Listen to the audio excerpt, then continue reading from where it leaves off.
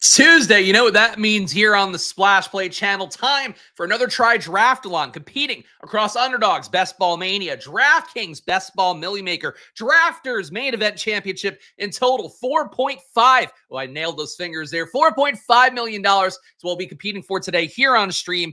So I'm glad you guys are along for the ride here with me. Let's see what we're going to do today. Of course, picking in the 4-hole. I guess not of course, but I am picking in the 4-hole here. So we'll see what we get in this spot today. Starting with Underdog, we'll hit DraftKings next. We'll hit Drafters. Last of all here, of course, our presenting sponsor this summer of the hottest best ball summer I could possibly imagine, mostly because it's hot out, sweating a lot. Well, I got to walk the dog 2-3 miles a day, dealing with Crypto from Superman, just a monster of a puppy. Real cute, adorable is my dog Kitty, but God, she just too much energy. Not used to this puppy energy. We got Gibbs and Bijan going here. Saquon hanging around. CeeDee Lamb. And I'm trying to get a little more Dallas on the home stretch. Don't want to be under 8% by too much here. The expected exposure the field will have. But I will go CeeDee Lamb here. I should also retweet this on my Twitter because we are live on Twitter as well. Shout out to all you beautiful Twitter people. If you're watching this stream, you're beautiful. In general, I would say Twitter, not so beautiful. I would say it's not a beautiful place at all. That said, we're doing content on there as well. So shout out to all you guys who watch on there as well. Hope you guys are getting some joy out of seeing these streams on there too. But really, I feel like right now, the tail of where we are in this best ball season, and shout out to the chat too. Should do that. We got hell yeah, go Cowboys. Kyron got his payday. Yeah, it's a big one. I dropped in the Discord right before the show. Got $23 million guaranteed, a 3-year, $33 million deal. So you are seeing him get not quite Saquon money, not even the money that he got initially to come to the Eagles, not Derrick Henry money either, but still about as close to that as you can get. I think James Cook would probably re-sign with Buffalo for that kind of money. So it's something that I've talked about for a while. My bet, based upon the fact we've been talking about this for months, is that Kyron would get that extension. I'm not a big Jarquez Hunter is going to take the workload guy. I wasn't a big Blake Corum's going to take the workload guy last year, because one thing that stands out when you look at Kyron Williams' numbers is the fact that he just gets a ton of goal line work, and that is something that generally does align well with team trust. He's been efficient enough. He's not a high juice guy, under a 10% avoided tackle rate, 9.2% for him. So he doesn't have some of the stuff we're looking for that we love about a guy like Jahmyr Gibbs. Even Derrick Henry, who I've talked about here, almost a 20% avoided tackle rate for him last year as an older player. That shit's crazy. It's great stuff to see. Not every player, though, who gets good volume has that. Kyron doesn't. He did get 4.4 red zone rushes a game, 0.8 red zone targets a game. That's pretty good work overall. We're talking about over that 5 red zone opportunities per game threshold. Even if he loses one, let's say Blake Corum plays so well, we haven't heard any reports of that. Jarquez Hunter doesn't really seem like a red zone threat. Maybe he takes a little bit of pass game work away. You're still talking about a guy getting that dominant share, that shot at scoring touchdowns. He's still a player to me that I feel like has been undervalued. People more excited generally to take Breece Hall. Of course, a lot of the content creators out there love Breece Hall so much. But in reality, you're talking about a guy who's got negative fun on him for sure. With Braylon Allen's good camp. He's getting a little banged up lately. Has Braylon Allen with some knee soreness. But still, like, you have real, I think, negative signs for Breece Hall, and really not negative signs for Kyron Williams that he's getting paid big money. We're on the clock here. We took our one receiver already with CeeDee Lamb. Jonathan Taylor would be a nice click. I would have been happy to take Bucky Irving as well with CeeDee Lamb. But I will go Jonathan Taylor here. Feel like I have a good amount of Justin Jefferson, Jonathan Taylor teams. I've got Taylor with Saquon a little, Bijan a little. Of course, when I am going full RB picky mode. But today, we'll do a CeeDee Lamb, Jonathan Taylor start that I feel like a real nice projection start here, especially if Dallas is better than I think they're going to be in half-point PPR.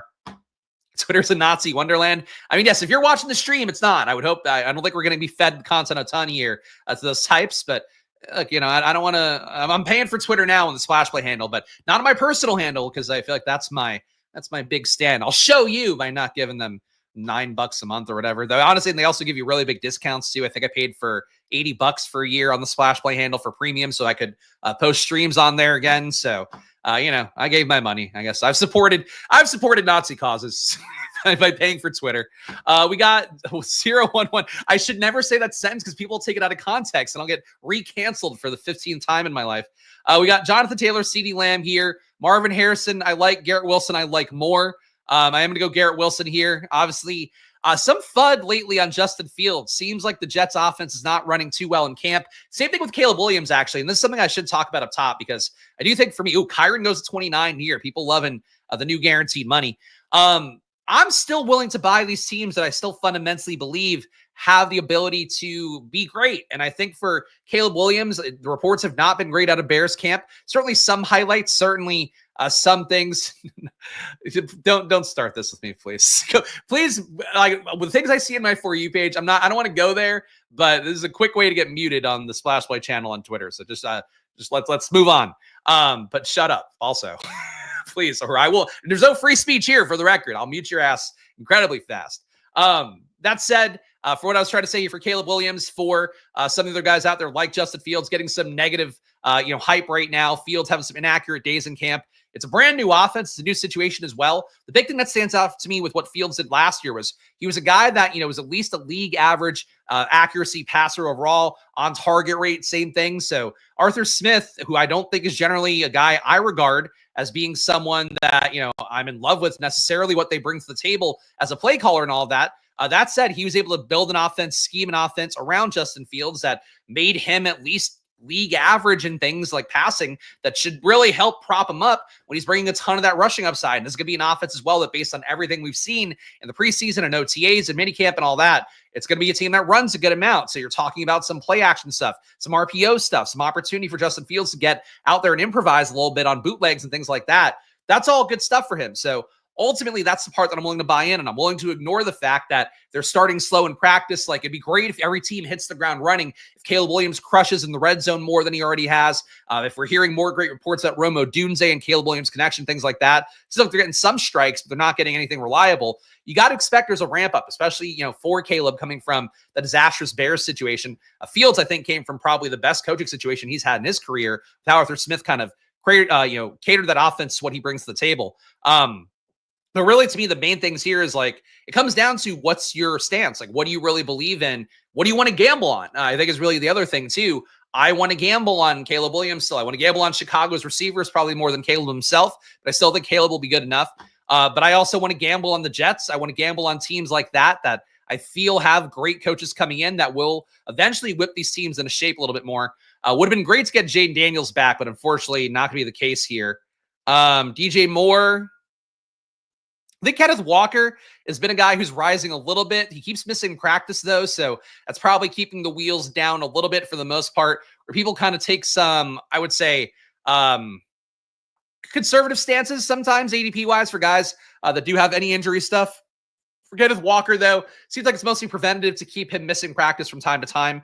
So I'm not really worried about Kenneth Walker at this stage of things, but some people out there might be maybe taking him at a price ceiling. But I'm willing to take Kenneth Walker here because I do believe in the talent there.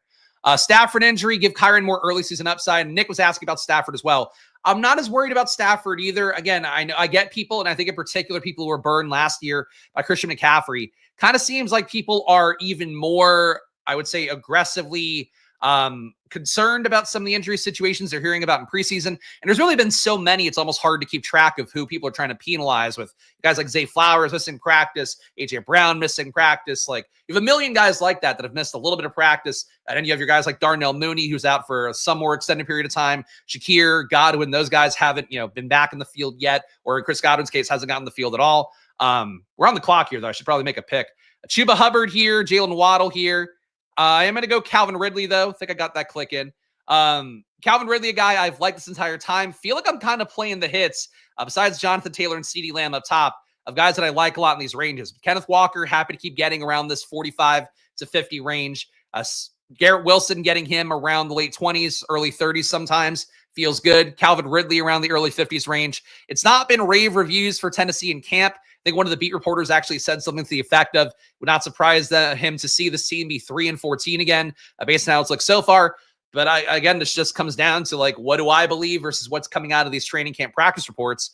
I still believe that Callahan's a good coach. I think that he's a guy that's shown me, at least really a couple years ago for Cincinnati, I thought his play calling and offensive coordinating overall, scheming and all that, with Jake Browning had to fill in for Joe Burrow down the stretch of that year. He made Jake Browning look like a player well beyond what Jake Browning actually is like a talent. That always stuck with me, and I do think Cam Ward, a guy that I liked a lot coming out of Miami. People have actually been digging into my rookie QB previews a little bit more, it seems. And shout out to you guys who have left a comment on that. People have been catching up on that. Cam Ward's a guy that I've been into since January, is the guy that I thought was the best QB in the class, even when people were still kind of on the Shador path a little bit.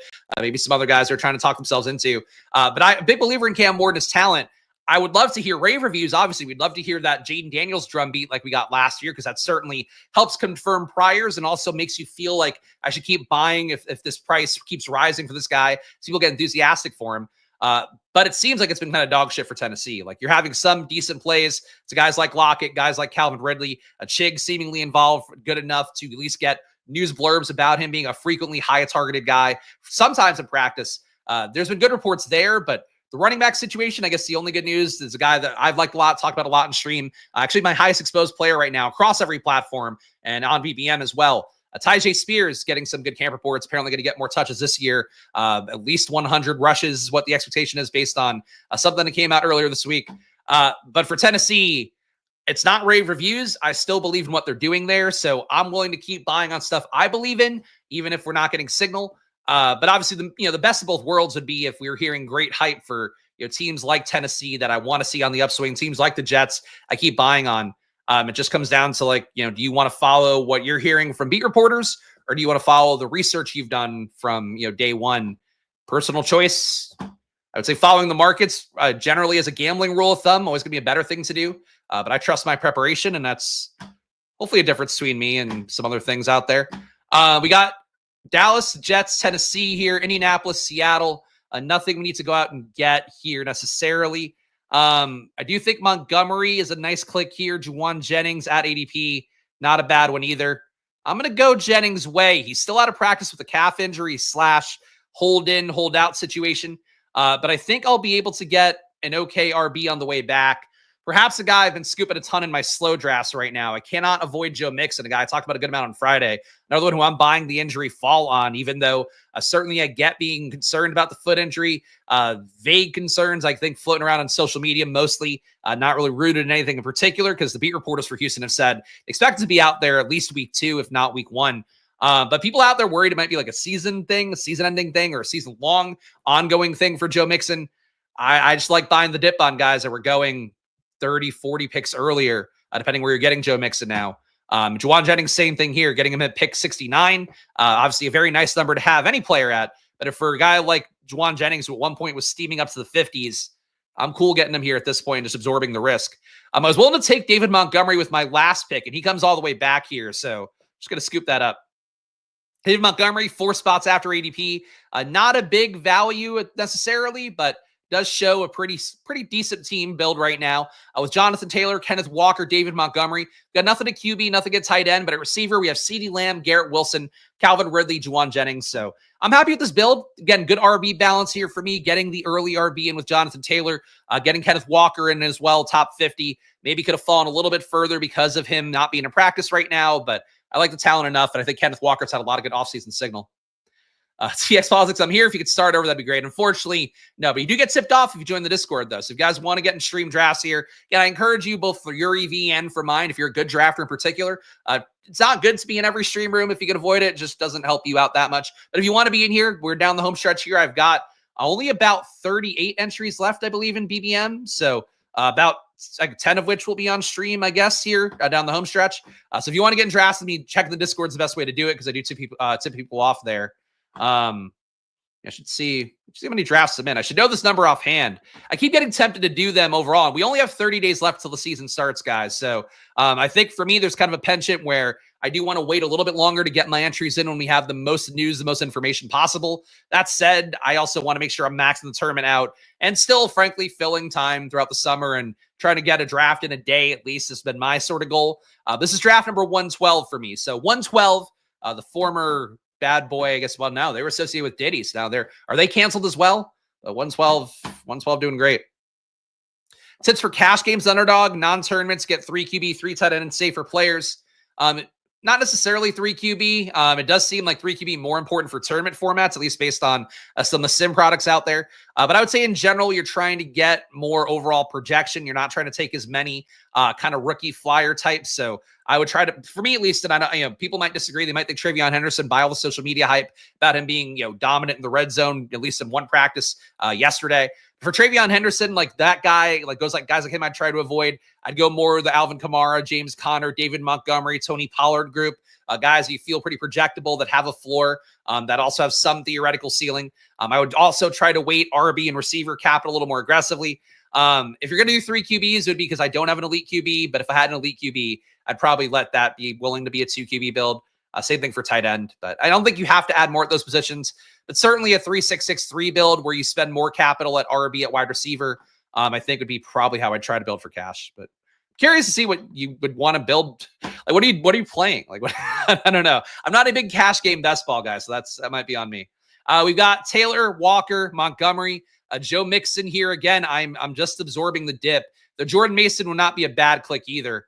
That said, Joe Mixon versus Jordan Mason, I just got to take the guy who had really dominant bell cow level work. And mostly too, for me, I just don't buy in on the guys behind him in Houston. Talked a little bit about Nick Chubb getting bad reviews from in particular from his head coach, Nico Ryans on Friday, with the quote being something to the effect of, he's old, but he loves football. And you could tell it out there. It was like an absolute nothing good quote for Nick Chubb. Then the reports that came out from the beat reporters for the Texans that basically Nick Chubb hasn't gone to the second level once in practice.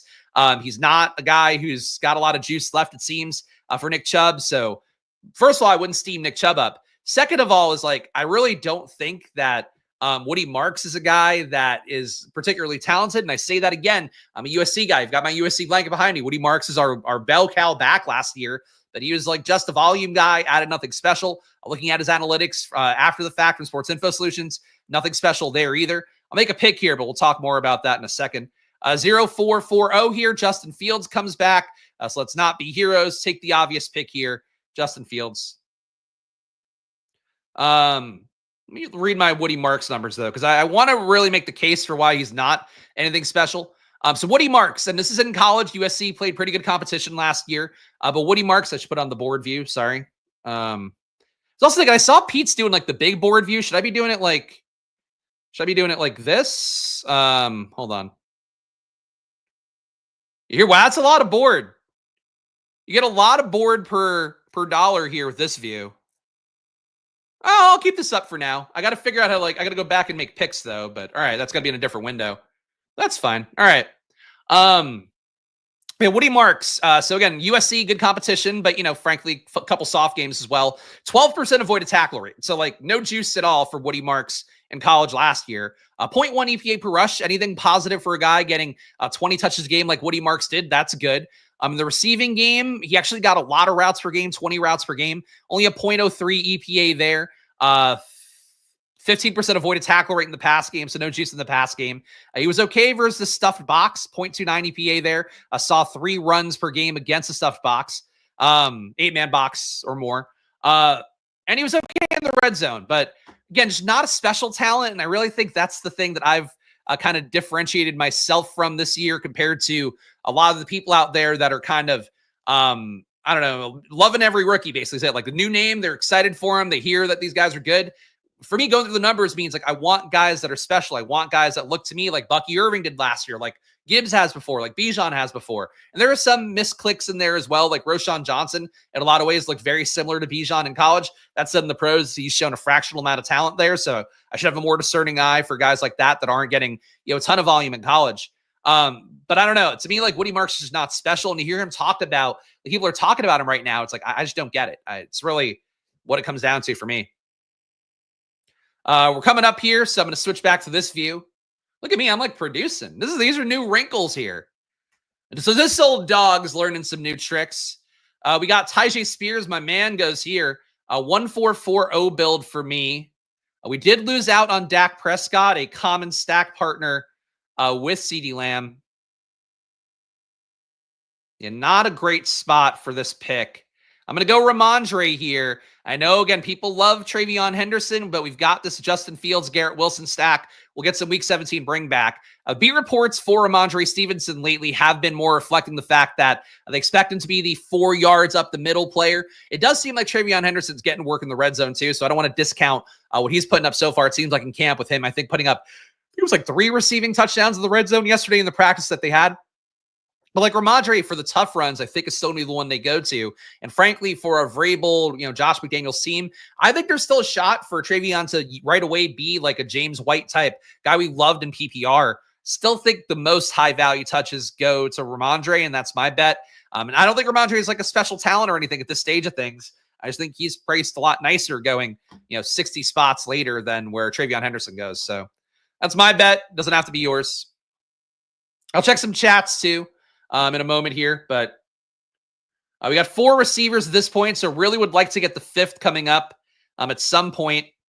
And I am going to do that here. I'm going to take Christian Kirk. We have a little bit of a Houston bet with Joe Mixon. Christian Kirk, a guy I feel like I've been really encouraged by the camp reports for him. We're hearing nothing about Jalen Noel taking his spot. It does seem like the so-called slot demon, I believe, is what Evan Silva gave the guys on Ship Chasing when they did a show together. For Christian Kirk, I think that he's a strong click to me at this point. As a part is going to be really important, I think, for this Houston offense. Frankly, not great reports either for a guy like Jaden Higgins, who I'm still intrigued by, but that's that. Let me go back to this view. Here we go. Look at that big old board. Check that out.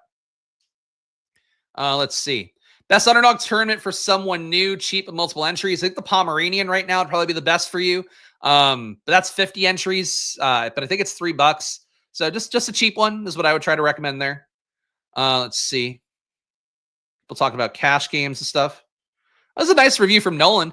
There's very few pros just because of the commitment of drafts. This channel does the best job of talking through thought process behind picks as you learn. I appreciate that, Nolan. Nolan, again, very sharp DFS player, sharp best ball player as well. So I appreciate that. But thank you guys who are watching live. Again, if you're watching on Twitter, hit the like button, hit the follow button on there. If you're watching on YouTube, make sure to subscribe, hit the like button down below. It goes a long way for me here. Just one guy who, no matter what, throughout the NFL, really the entire calendar year, talking NFL, I'm just showing you my gambling here, showing you the takes that I have, showing you how I like to put things together as somebody that's won good money in NFL, but also really just invest the time. I was the editor-in-chief. Well, not the editor-in-chief. I was the guy running things more than the editor-in-chief Football Outsiders. The godfather of analytics, Aaron Schatz, who's getting paid, by the way, so much fucking money. After he fucked us all so bad. Either way, I ran Football Outsiders, helped the Chiefs win a Super Bowl technically through that. I've done cool stuff in my career, and I'm going to just make that part of the spiel here if you are a regular. You're going to be talking about it, but if you guys are tuning in for the first time, I know ball really well. That's why I hold the football here. But also, just, we're just here for vibes. We're just here to gamble. Trying to rob the bank of best ball in 2025. That's my goal. Using my Underdog promo credits I got for probably my final affiliate deal with them. Going to really try to make the most of this year for myself, and hopefully you guys can come along for the ride. And if not, whatever. Thank you, Jack. Best channel in the biz. Feel like I've made a lot of money listening. I appreciate that. Look, there's literally people that have won 50K because of stuff like my NFL data sheets that I put out in season. So I know I provide some value, but I get it. You always got to sell yourself, I think, now is the way of the world. Kyle Williams, not the most exciting click at this point. Josh Palmer, a guy I'm still excited to click. I need to figure out QB2, though, because we missed out on Dak. We missed out as well on CJ Stroud, who I thought had a faint shot to come back. I need to think now if I'm going to go up and get somebody. We are still potentially in the Cam Ward biz. Can we survive in a Justin Fields, Cam Ward team? Feel like you maybe want a third QB with that, but I could live with it. I didn't switch the view. That's my bad. Here's the view. Here's the view I'm looking at here. And here's the board view. If I'm going to use this big board view, I got to go back and forth better. It's on me. How much stock do I put into the early depth charts? Not a ton. I mean, you could hear a guy like Mike McDaniel talking about it recently, where he always has to make these like quippy little things to the media. And I think it's gonna be his undoing if the team sucks again. Like, it's cute to make jokes about wanting to die if your team is like great. It's less cute to do that when your team is like ass and Tyreek Hill's not showing up in time for stretching and stuff like that. But anyway, Mike McDaniel made some quip about like he just wants to make sure he gets everybody in the roster on the list. Braylon Allen going at 146 here. That is a guy I would have liked to have taken today. We are not going to get access to him. Troy Benson hanging around. Tua, no natural correlation here. I like getting Bryce Young. I just think in general, if I feel like my QB room is a little bit soft, Bryce Young to me is going to be a guy that fleshes out that room. Part of the reason why, and this is a hot take for me. I should have switched this view again. My bad. You're going to see me click Bryce Young, who's now on the team. I think Bryce Young is currently my highest owned QB, in particular in Underdog's Best Ball Mania. I have just shy of 20% of him. I think the price is too cheap for a guy who showed real rushing upside at the end of last year, a guy who really cleaned up things as well from the initial really bad start that Andy Dalton comes in. Bryce Young takes back over and things look a little bit better. But I'm a big believer in Bryce Young. I'm hoping that we can finagle getting him and Cam Ward, and we cannot do that. Cam Ward goes. Thought there was a chance that if I took Bryce Young now, I'd get Cam Ward on the way back. This guy, oh, you know what? This guy had, my bad for this guy. This guy had Ted McMillan, or Tetaroa McMillan, and I did take Bryce Young from him. So you know what? I'll give a rare apology here to show my growth. Again, we're on Twitter now. Twitter is sometimes thinks I'm the worst in the world, even though they're just fucking idiots. Sorry if you're watching on Twitter. You're not. The other people are. The point being is, like, I'll admit I fucked the Joseph over here, and it's totally fair that he also then took Cam Ward in response. So that's my bad to that guy. Let's go to the big board view here. I'll remember to switch back this time. I'm due. Bryce Young is good again. I'm hoping. I really think they figured stuff out. Really is one of those things, though, was more of a visual thing. You know, watching Bryce Young play at the end of last year, right? I just felt like he looked a lot better. And then, you know, the data, frankly, I should dig in deeper because, like, it didn't make his early part of the year look any better. Like, he was so bad in the beginning of the year that the data didn't, like, become good with him playing well for about a month at the home stretch, but was able to win a game or two. I thought ran a functional offense, again, visually more than might be the case data-wise. And I really think, too, adding McMillan in this year, like, that's another really reliable outside weapon guy who can do stuff after the catch. Jatavian Sanders apparently also been a beast in camp. So I'm willing to make the bet here on Bryce Young again. And I really don't think we've heard anything too bad from Panthers cap. Just seems like it's been up and down for McMillan. That's about it. We have a 2.560. Tight end has been fucking scarfed up, like, real aggressively. We have the bet on CeeDee Lamb. I'm going to go up and get Zach Ertz here, mostly because I don't want this to be a 4 tight end build. I think Zach Ertz will allow us to keep this at 3. But we've gotten scooped on fucking everything at tight end. I also keep forgetting to move over here. I apologize. I'm getting used to having 2 boards here for Underdog. But yeah, Zach Ertz, my pick here. We'll see what we got on the way back. Bring back Kelvin Benjamin. He must be enormous now. I say it's to somebody, too, that has packed on the pounds since becoming a dad and also moving back to the East Coast and being vaguely depressed about having to live on the East Coast. But, you know, besides that, I get it. But for Kelvin Benjamin, you know, he literally ate his way out of the league. Him and A.D. Lacy, I feel like, are the two that come to mind as, like, oh, these guys literally just got too fat to keep doing professional sports. Okay, Adam, the only winning move is a struggle session on being told you have to prove your innocence is not to play. What happened to the quote of the day, Adam? That's not even, doesn't even feel like a quote. That feels like something Andrew Tate would say. I don't like that one. Adam's my guy who's given great quotes in the chat for like a couple summers. I think at least one full summer. I don't like that one. Send that automated AI quote back. All right, 2.561 build here. Again, feeling good at RB. Feeling good enough at receiver. Adam Thielen, though, a very obvious click to take here.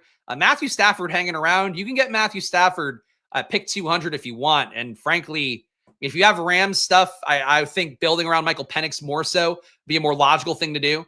But here we go with me taking Adam Thielen off screen again. So Matthew Stafford hanging around here after ADP. I did a BBM last night where he went at pick 200. And I actually had Michael Penix already, so I was not going to take Stafford. Stafford fell to like 202. I was like, all right, well, I'm here, and I got either Puka or Adams. I forget who it was. I just took Stafford at that point. I think that's probably the way to play it, is like, you don't need Stafford. And then if he's there for free in the 17th, 18th round, just take Stafford. And that's that. Yeah, Adam had really good quotes for a while. Like, he had, like, you know, Sun Tzu style quotes for a while, and then that one, I don't know. That one seemed more like a cry for help than a motivational quote, or really any kind of quote I want to hold in esteem. Ja'Cory Krosky-Merritt going over Roschon Johnson. Ja'Cory Krosky-Merritt going 2 picks after Austin Eckler. I'll just flag these. I'll just say that I don't agree with this. I don't agree with the JCM rise. He's gotten some first-team touches in practice. I get it. RB5 in the depth chart, which doesn't carry all the water right now, but it's not like a great sign or anything. I would rather take Roschon Johnson, who has, I would say, a very high probability of being your goal line back for Chicago, whether he's good, whether he's not good, whatever. He's going to bring a dimension there. And granted, you know, you have seen some training camp highlights of DJ Moore operating out of the backfield, literally got a run out of the backfield in some of the videos that came out a couple days ago, over the weekend, I believe it was. That said, for Roschon, when it comes down to like the nitty gritty and they're going heavy personnel, and then you give the ball to Roschon Johnson. I kind of strongly believe that. Maybe Monangai can, replace him at some point. He is kind of going to be grading out to be comparable power back to what Roschon Johnson should be. But Roschon also a good pass protector. I think there's a shot for him to be in there on third downs meaningfully. I think this is the hype that I don't buy right now with JCM. So I'll die on that hill. I love the Commanders. It's hard for me to really be like, I don't really want this commander. But like Eckler was good last year. Robinson, people think is just so dog shit. He's not incredibly shifty, but not every NFL player is incredibly shifty. He's a good power back and a reliable power back that gave really strong red zone work to last year. So I don't know. I get people wanting JCM to be a thing. I just am not seeing it for myself. Mason Taylor has a high ankle sprain, so we do want him as part of this team, but we don't necessarily need to do it yet. Kind of think with the hype, I'm going to go up and get Ja'Tavion Sanders here. I feel like people are not going to be numb to the fact that he has been really outperforming what people expect in camp. And then we also want to get a double stack with our QB with Bryce Young, adding him on here. So Ja'Tavion Sanders, I think really impressive camp stuff for him too. Apparently he shed some weight as well, so he's a little more nimble out there and might have put on some muscle while shedding weight. They're really fawning over Ja'Tavion Sanders in a way where even like McMillan's not getting that same level of camp hype. So Ja'Tavion Sanders, the pick here. Bill Merritt, of course, the cowboy Bill Merritt, wild Bill Merritt, looks really good, but people really aren't considering enough how Dan Quinn runs his teams. Vets don't get overused in camp. I agree. And again, I just say this too, having watched the Commanders more than most people who are talking about the Commanders this year and talking from it, as though they have a place of expertise. Not to say people don't, but like I literally watched every minute of the Commanders last year. It's a team that really consolidated things incredibly for the players that were starters there. And I also think too, it ignores the fact like people go like, oh, Brian Robinson easy to displace. Austin Eckler easy to displace. Eckler had probably efficiency wise as good of a year as he's ever had in his career last year for the Commanders. And Robinson wasn't bad either. And like, it's just, I think people, because they don't like the players or they think they're not super talented. And I'm not saying either is super talented at this stage. It doesn't mean that the trust is gone. It doesn't mean that that player is going to fall into a different situation. But Mason Taylor, I'm still going to take him here. We were talking in the Discord a little bit with my guy KY, who in the DraftKings drafts, I think round 20, took Jeremy Ruckert. I don't think you start taking other Jets tight ends now. Like Stone Smart was also in the mix. Mason Taylor passed all these guys up before he got this high ankle sprain. So if he misses 4 to 5 weeks, I think he's coming in back to be a starter. And for Taylor, if you don't take him, I think it's because he's not to me, doesn't grade out as a super talented tight end. But we have the Jets stack here. We've got New England correlation, so we're going to go that way. Goblin up Bryson Sanders, easy back stack. I agree. And frankly, Adam Thielen, I know people want Jalen Coker to be a thing. Adam Thielen has been really good now for a couple years. I hate saying that sentence out loud. 0.47 EPA per target, 21% target per out run, 0.8 red zone targets a game last year. All absolutely respectable for a guy that I got here at pick 172 and a guy who has been a safety blankie, for Bryce Young in his young career so far. No pun intended. But, I feel pretty good about getting Adam Thielen at the stage, even though he's not, the archetype we're normally looking for. Correct. And B-Rob got banged up literally all season. That's true. I mean, look, that's the reason if you want to begrudge that for Brian Robinson, I would get it. Eckler too, same thing, the concussion injuries, history and all of that. And he did get concussed at the end of last year and missed a few games, though came back in for the playoffs. If he gets concussed again, like Eckler's career could always be at risk of ending, especially as a guy that's got probably legit media opportunities coming up when he does finish playing. But I don't know. I just don't think Krosky Merritt is like as special or as a draft capital to start displacing guys who do have decent draft capital and did perform well enough for a team that almost made the Super Bowl last year. Like they almost made the Super Bowl last year. You don't start overhauling things for no reason. So I think that's really the big thing to try to keep in mind for the Commanders, but we'll see. DraftKings coming up next, guys. I will cue you guys in when I have that coming up here, so the draft stalkers of the world can get into it if they must. Again, encourage you guys to get some different action on there. But I'm on pace to get easily over 50 on DraftKings here, easily over 50 on drafters, I think, as well. And of course, we are maxing DBM to make sure that I win all my fake gamblers' money on the fantasy best ball tournament stuff that Justin Herzig is doing. If you don't know what that is, more power to you. If you do know what that is, also more power to you. We got a 2-5-7-3. Feeling okay with my RB room. Could always add a sixth on. frankly, again, I feel like this could use a fourth tight end more, so I'm going to go Theo Johnson's way. Really not any great camp hype for Theo Johnson. I think he's doing fine out there, but really nothing too exciting. But because we didn't start taking tight end until pick 165, for me, if I feel good enough at receiver, good enough at RB, good enough at QB, and there's really nothing at QB I'd want to take. Russell Wilson, still think he loses that job at some point. Tyler Shuck, also a guy that I'm not sold, actually starts now. Spencer Rattler might start because Shuck has been that dog shit in camp, even though he should have walked into the starting job. He's not gonna. But anyway, that's usually the cue for me to take a fourth tight end. So a 2-5-7-4 build here before we head over to DraftKings. We got Justin Fields, Bryce Young at QB. I think a third QB would have been nice here. It just didn't align in a way where I wanted to take a guy who was third QB. If Cam Ward had fallen to me, that would have been great. Just didn't happen. And Tyler Shuck, I just don't think is a credible third QB right now that I have to go to my way to take. Jonathan Taylor, Kenneth Walker, David Montgomery, Joe Mixon at pick 93. I'm going to keep buying that on the way down. I'm probably going to end up with a lot of Joe Mixon. I can live with that. You don't have to, though. Ramondre Stevenson, RB5 here, part of our Jets, New England stuff. CeeDee Lamb, Garrett Wilson, Calvin Ridley, Juwan Jennings, Christian Kirk, Josh Palmer, Adam Thielen. I think it's a strong receiver room. Getting CeeDee Lamb up top if he hits is good. Would love to be able to make that bet with Pickens, with Dak more. I'm just not sure if I'm able to get that. We did get a bring back, though, of Zach Ertz, Javian Sanders, part of our Bryce Young stack, Mason Taylor, part of the Jets stack, Theo Johnson, just because I think he's a good fourth receiver to take. Torrey Horton going here, another guy I would have considered taking if I felt like I needed more at receiver, but I think tight end. Just want to make sure I'm not dying on the vine in tight end overall. All right, DraftKings coming up next. Let me go. This is my last draft here. Let's go back to the lobby. You can play along with me if you want here. Certainly prefer not the draft stalker. I didn't deposit. Shit. Hold on. Let me deposit here on mobile. I always remember to do that if I need to for best ball because I'm not really playing DFS on a regular basis. Currently played some MLB and got not wiped out, but didn't do as much as I should on Saturday. Actually, did a stream on Stochastic and got my home run picks right. But that's not anything that helps today. Why won't it let me deposit? Okay. Hang on, guys. This is my bad. This is on me. Thank God I didn't tell you guys to get in the room. You get to see me deposit live here on the stream. The one thing I have to do for these streams. All right. Let's do it through Apple Pay. I like doing it through Apple Pay so that DraftKings has to pay fees on it. That's one thing. That's one thing you should know about me. All right. Here, you can see my face. Okay. There we go. All right. Now we got enough to get through the week.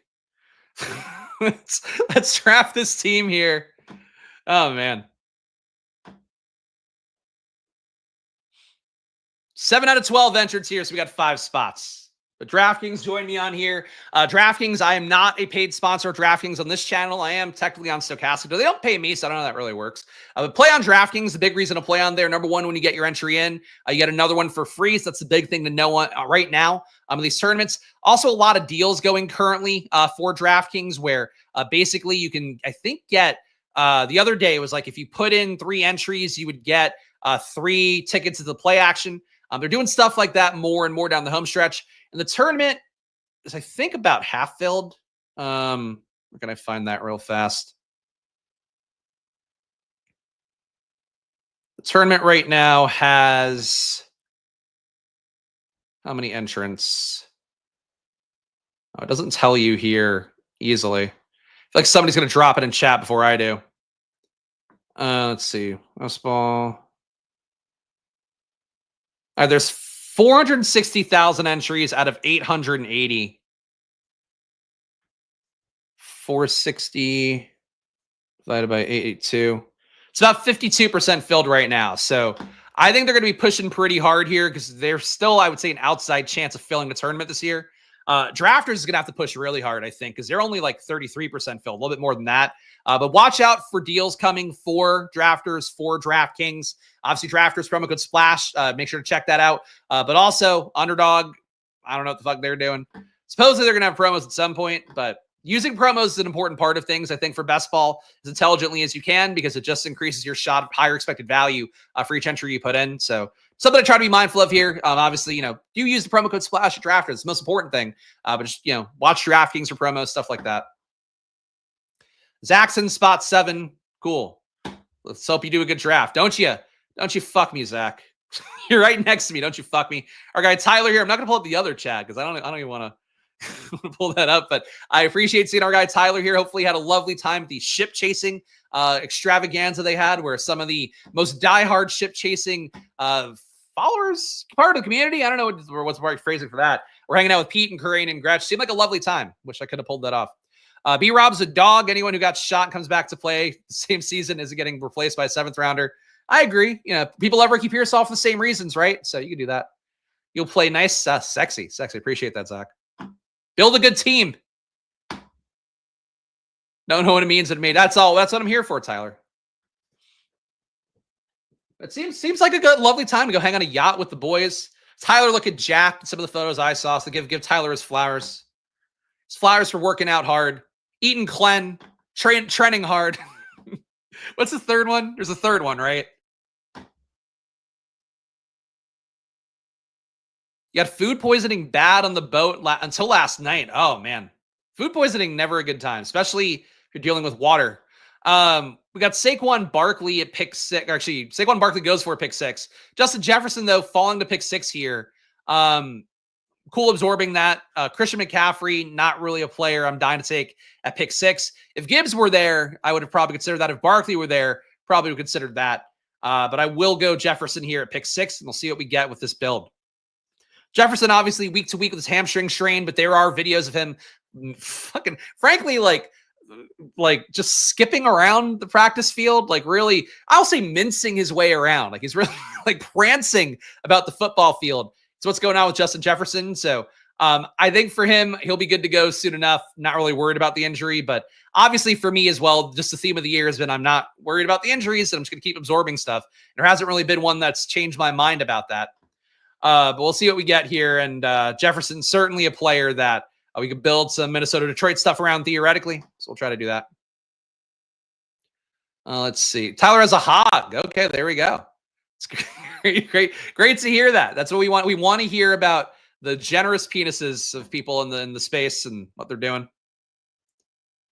Never trust the Mexican places fajitas when the salsa sucks. The lesson. It could be anything. There's one time a place near here. We got like pizza and like I feel like maybe like a calzone or something is what I might have gotten. And like got violently ill from that. And it's a place that's like well reviewed. I've actually tried since then, but that was like the only case of like me getting food poisoning out here. But I honestly, based on the fact you guys were by the water, would have thought it was like seafood that got you. But I guess if you're by the water, you're probably not going to have bad seafood too often, unless you're at like a shitty resort or something, I guess. Remember when I was puking on the boat and still destroyed you guys in fantasy? There you go. That's what he's trying to live up to. All right, we got a couple of picks before we go again here. And we'll be drafting another team today on DraftKings on Stochastic. So stay tuned there. 3 p.m. Eastern today. So basically after the stream ends. Really, I think otherwise, like, there's not any news I'm super affected by. I feel like Khalil Shakir's ankle sprain is one where the ADP's fallen a good amount. He's now in that Darnell Mooney range a little bit before that. Certainly, though, going next to Mooney enough. I feel like Mooney's found his price floor on most sites around 90. Sometimes Mooney falls to the 100 range. Chris Godwin seems to have stabilized in the low 70s, sometimes goes in the 80s. But overall, right now, I feel like for a lot of these players, I'm just kind of buying the dip over and over again. Drake London comes back to pick 19. I feel like a Jefferson London build is kind of unique, at least compared to the first 50% of drafts out there before Jefferson got hurt. So easy click for me. Love Drake London. Really, he's one of the guys I feel like is like a personal brand stand where I feel really strongly about him this year. But because of where he goes, a lot of times I'm taking Derrick Henry over here, where London's normally go, and Achane. Certainly the other receivers, I still have a little bit ahead of him, like Nico Collins, like Amon-Ra. I would have London ahead of Brian Thomas, but I'm low on both guys because I've kind of taken the balanced one RB, one receiver build a lot when I am picking the 12 spot. So getting Drake London here with Justin Jefferson, I think is pretty fun. Let's see. What DK drafts is for me, I think it's 45. Let me see. Upcoming best ball 40. That can't be right. 41? I guess it's 41. That feels wrong though, because I pulled in my data on Best Ball, not Best Ball Overlay, Best Ball Explorer, the solver tool where you can look at your explorers. It is a great thing to look at too. bestballexplorer.com. If you go there, you'll find it. And it's free, so check it out. That's not anything I'm affiliated with. Though I do stuff with the solver, but it's a great tool, the Best Ball Explorer tool. So check it out if you want to analyze your portfolio. I thought it said I had 45, but that might be including my play actions. That's it. So yeah, this is number 41 for me in the Millie Maker. So I'll get to 50 on DraftKings. Not going to max out DraftKings. Probably a little bit over that on drafters, but I'm not really sure yet. Godwin quotes coming out lately about he's where we expected him, but we're not certain if he'll start week 1 or pup. So I guess still not awful. I was hoping for positivity about avoiding. Yeah, I certainly am getting a little bit worried about Godwin, mostly because I'm just not going to add a big Igbuka stand at this point. I personally just don't think Igbuka is more talented than Godwin enough to displace him in year 1. I know Igbuka's had the camp hype, had the same, very similar sounding camp hype last year. I feel like nobody's bringing this up. Jalen McMillan, they said all the same shit about last year. McMillan, I thought, came along well at the end of last year, and I think Igbuka's probably more pro ready. Wow. Joe Burrow goes before Josh Allen and Lamar. What is this room doing? All right, we got Jefferson London here. Trey McBride is our biggest faller. Would make us the most unique at this point. Josh Allen, though, coming over the top, it's kind of appealing because we're going to be competing against a lot of McCarthy and Penix teams. But I still like the elite tight end with McBride. And I like the fact that we have unique texture here because we are just absorbing values. People love to reach at this time of year, in particular as we get into August, late August rather, definitely early September. People be reaching all over the place. This is the kind of uniqueness I want, where I got really big values on Jefferson relative to him being week to week with a hamstring strain. Drake London, he doesn't normally fall to that spot, so I'm pairing those two together, getting more unique from that. Putting McBride on top of it as well, I think would make that even more unique. So I'm going to do that. Let's check do you guys know, has DraftKings put out their ownership again?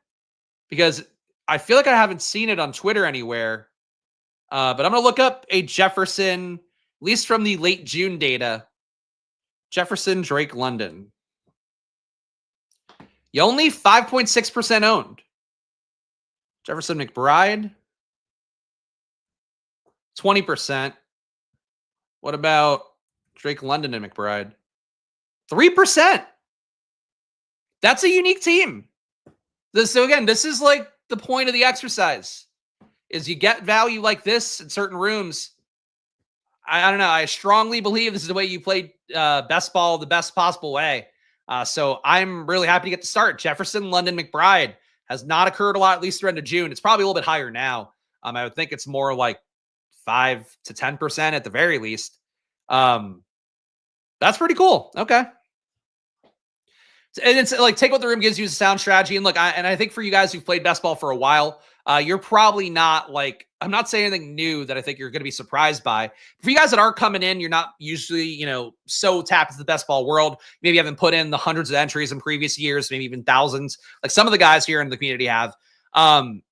This is what, to me, like good uniqueness is absorbing the value and stuff. It's not, and frankly, I get taking the board flipping stuff. I've been doing that a little bit more, where it's like, I love Bucky Irving, right? So like, I want to get him with CeeDee Lamb, with Gibbs, with Saquon. I've got that enough. With Bijan, I've got that enough. But I want to get him with the different combos a little bit more of other players I like in the first round, because I think every first round player really has a case for why they are a first round player. But that said, like the best uniqueness is getting crazy values to come together and get CLV on that ideally as well, if they're guys that even, move up further in ADP as the year goes on.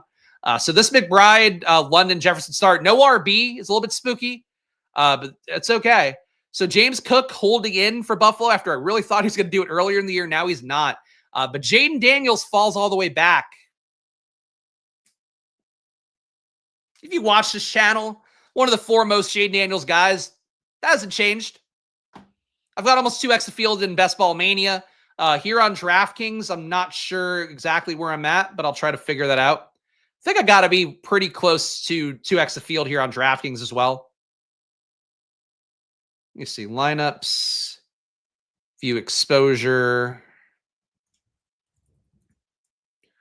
12% Jaden Daniels right now. So this will get me closer to like 13, 14. But a Jaden Daniels start here with Jefferson, London, McBride. Definitely building more zero RB here than I am in general these days. But Easier to pull that off on DraftKings and Underdog as well. The boy Shakir, people pouring one out for Shakir. Yeah, I mean, look, Shakir is still a valid click to me. Just missed a little bit. Missed last year's Jaden Daniels prizes. I agree. The prices last year were too good. I still fundamentally believe, based on what we know of fantasy, that same pick this year is Justin Fields. Obviously, older player. We know what he is at this point. But I think that price tag is part of what stands out so much for Justin Fields and how building teams around that is so good. But yeah, Jaden going, for the most part, at least 50 picks later last year was very nice. Thought there was a world where James Cook might fall all the way back, which would have been the best of all worlds. Walker goes as well. We've got Kamara here if we want to end the RB drought. But McLaurin is also here as a pretty big value, and I don't think he's getting traded. So Terry McLaurin, wide receiver 3. This is an old school build. We're taking it back to 2023, 2024 here. But we got Jaden Daniels, Justin Jefferson, Drake London, Terry McLaurin, Trey McBride. I don't know if this is like a one-of-one team. I don't think this is like the only team that's ever had this build together, because I have to imagine this has fallen the same way at least once or twice in July. But this is a lot of value across multiple rounds here, and a bunch of guys falling to a spot they're not normally at because of a lot of the reaching these guys did ahead of me. Hampton goes early, which I'm fine with, but he did go early. Joe Burrow goes early. I'm less fine with that one. This room gave me something. Gave me something special. So hey, shout out to Zach. Zach in the chat. Built nice team here. Hasn't affected anything I'm doing. Maybe he's my good luck charm. But the start so far, Jaden, Jefferson, London, McLaurin, Trey McBride.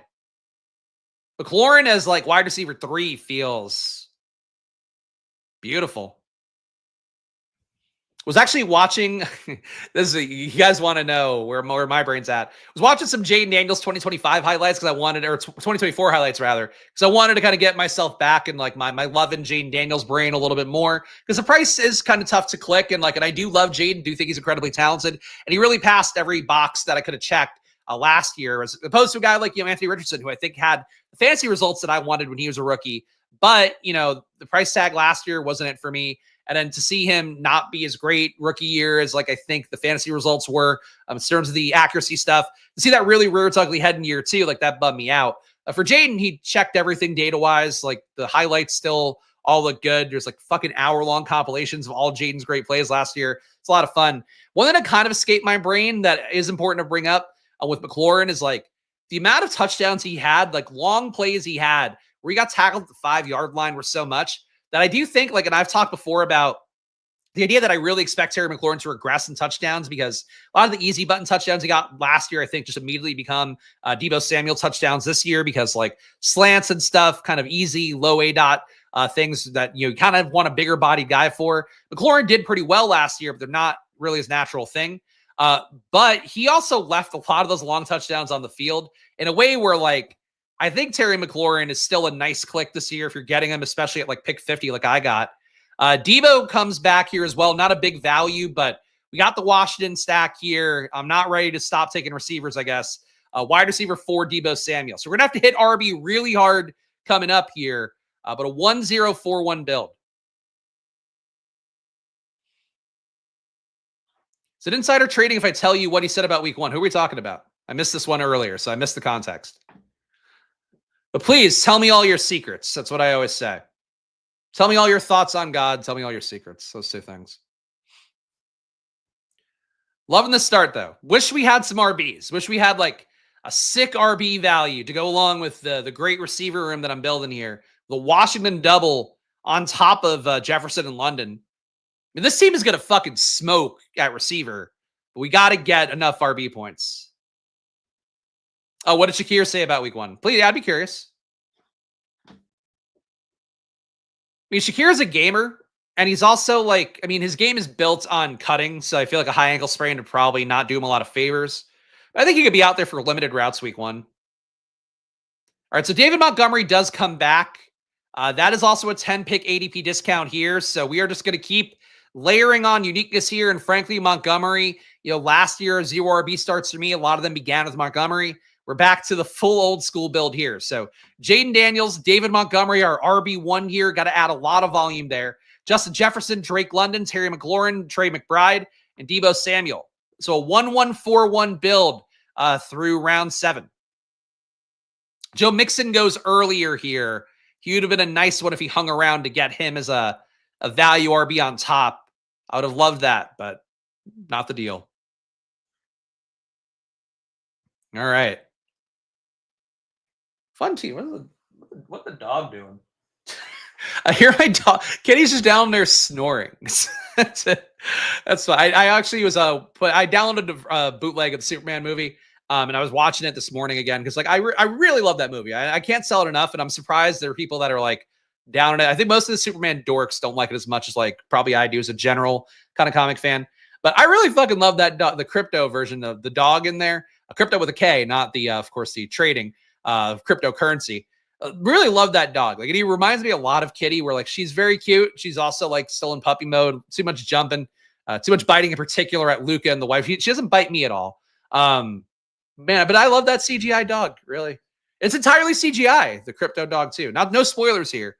It's not an actual dog. It's based on James Gunn's real dog, but it's all CGI. So cool CGI dog. CGI dog's the wave of the future. Shakir's saying it should be fine come September. It might not be the full route tree. Oh, there we go. I mean, look, he needs, to be honest, Shakir does need the full route tree. And I've said before, like, I think taking Shakir at cost is fine. We don't have Josh Allen, but I've seen people take Shakir early. I just don't think that was ever the move. I just don't think he's like a uniquely great player. And I think a guy like Josh Palmer, he's getting paid well. So like Shakir, to be clear, I think the pecking order is your number one.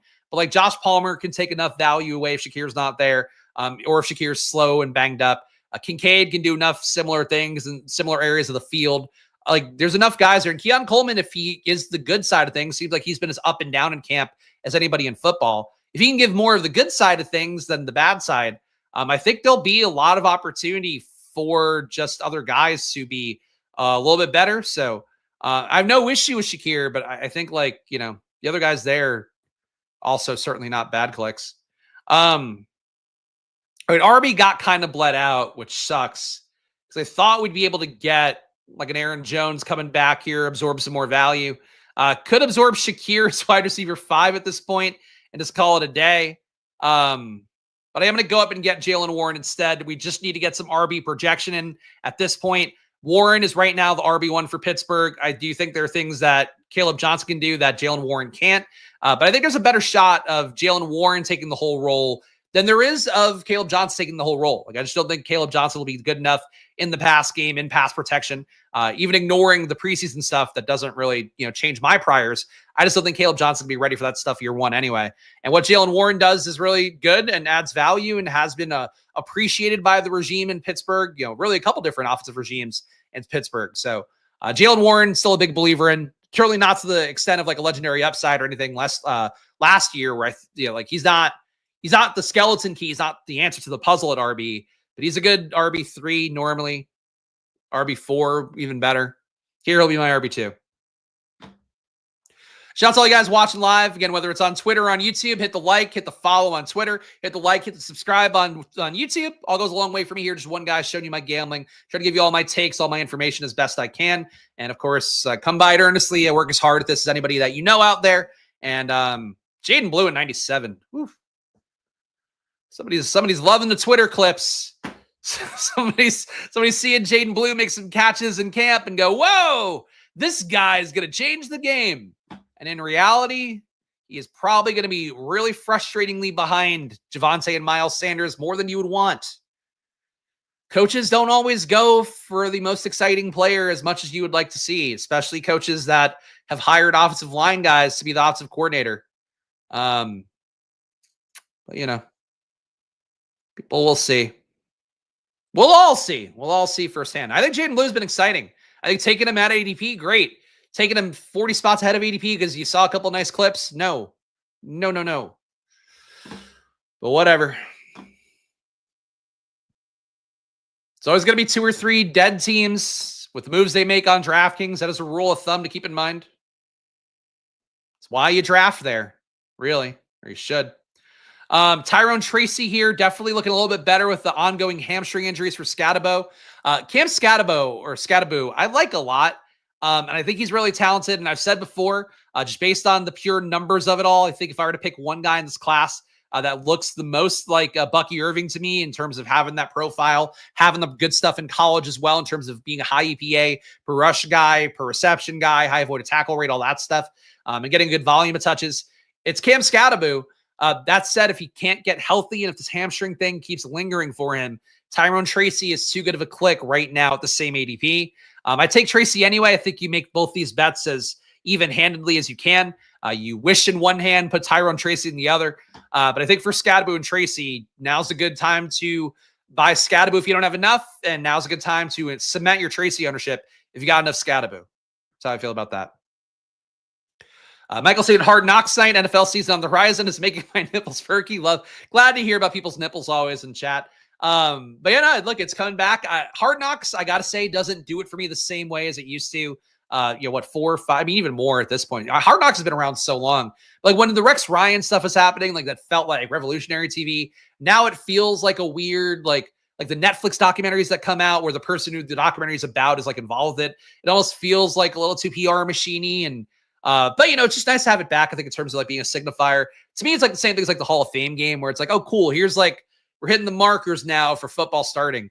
And as I mentioned at the beginning of the video, guys, football is less than 30 days away now. It's 30 days away, but, we're going down.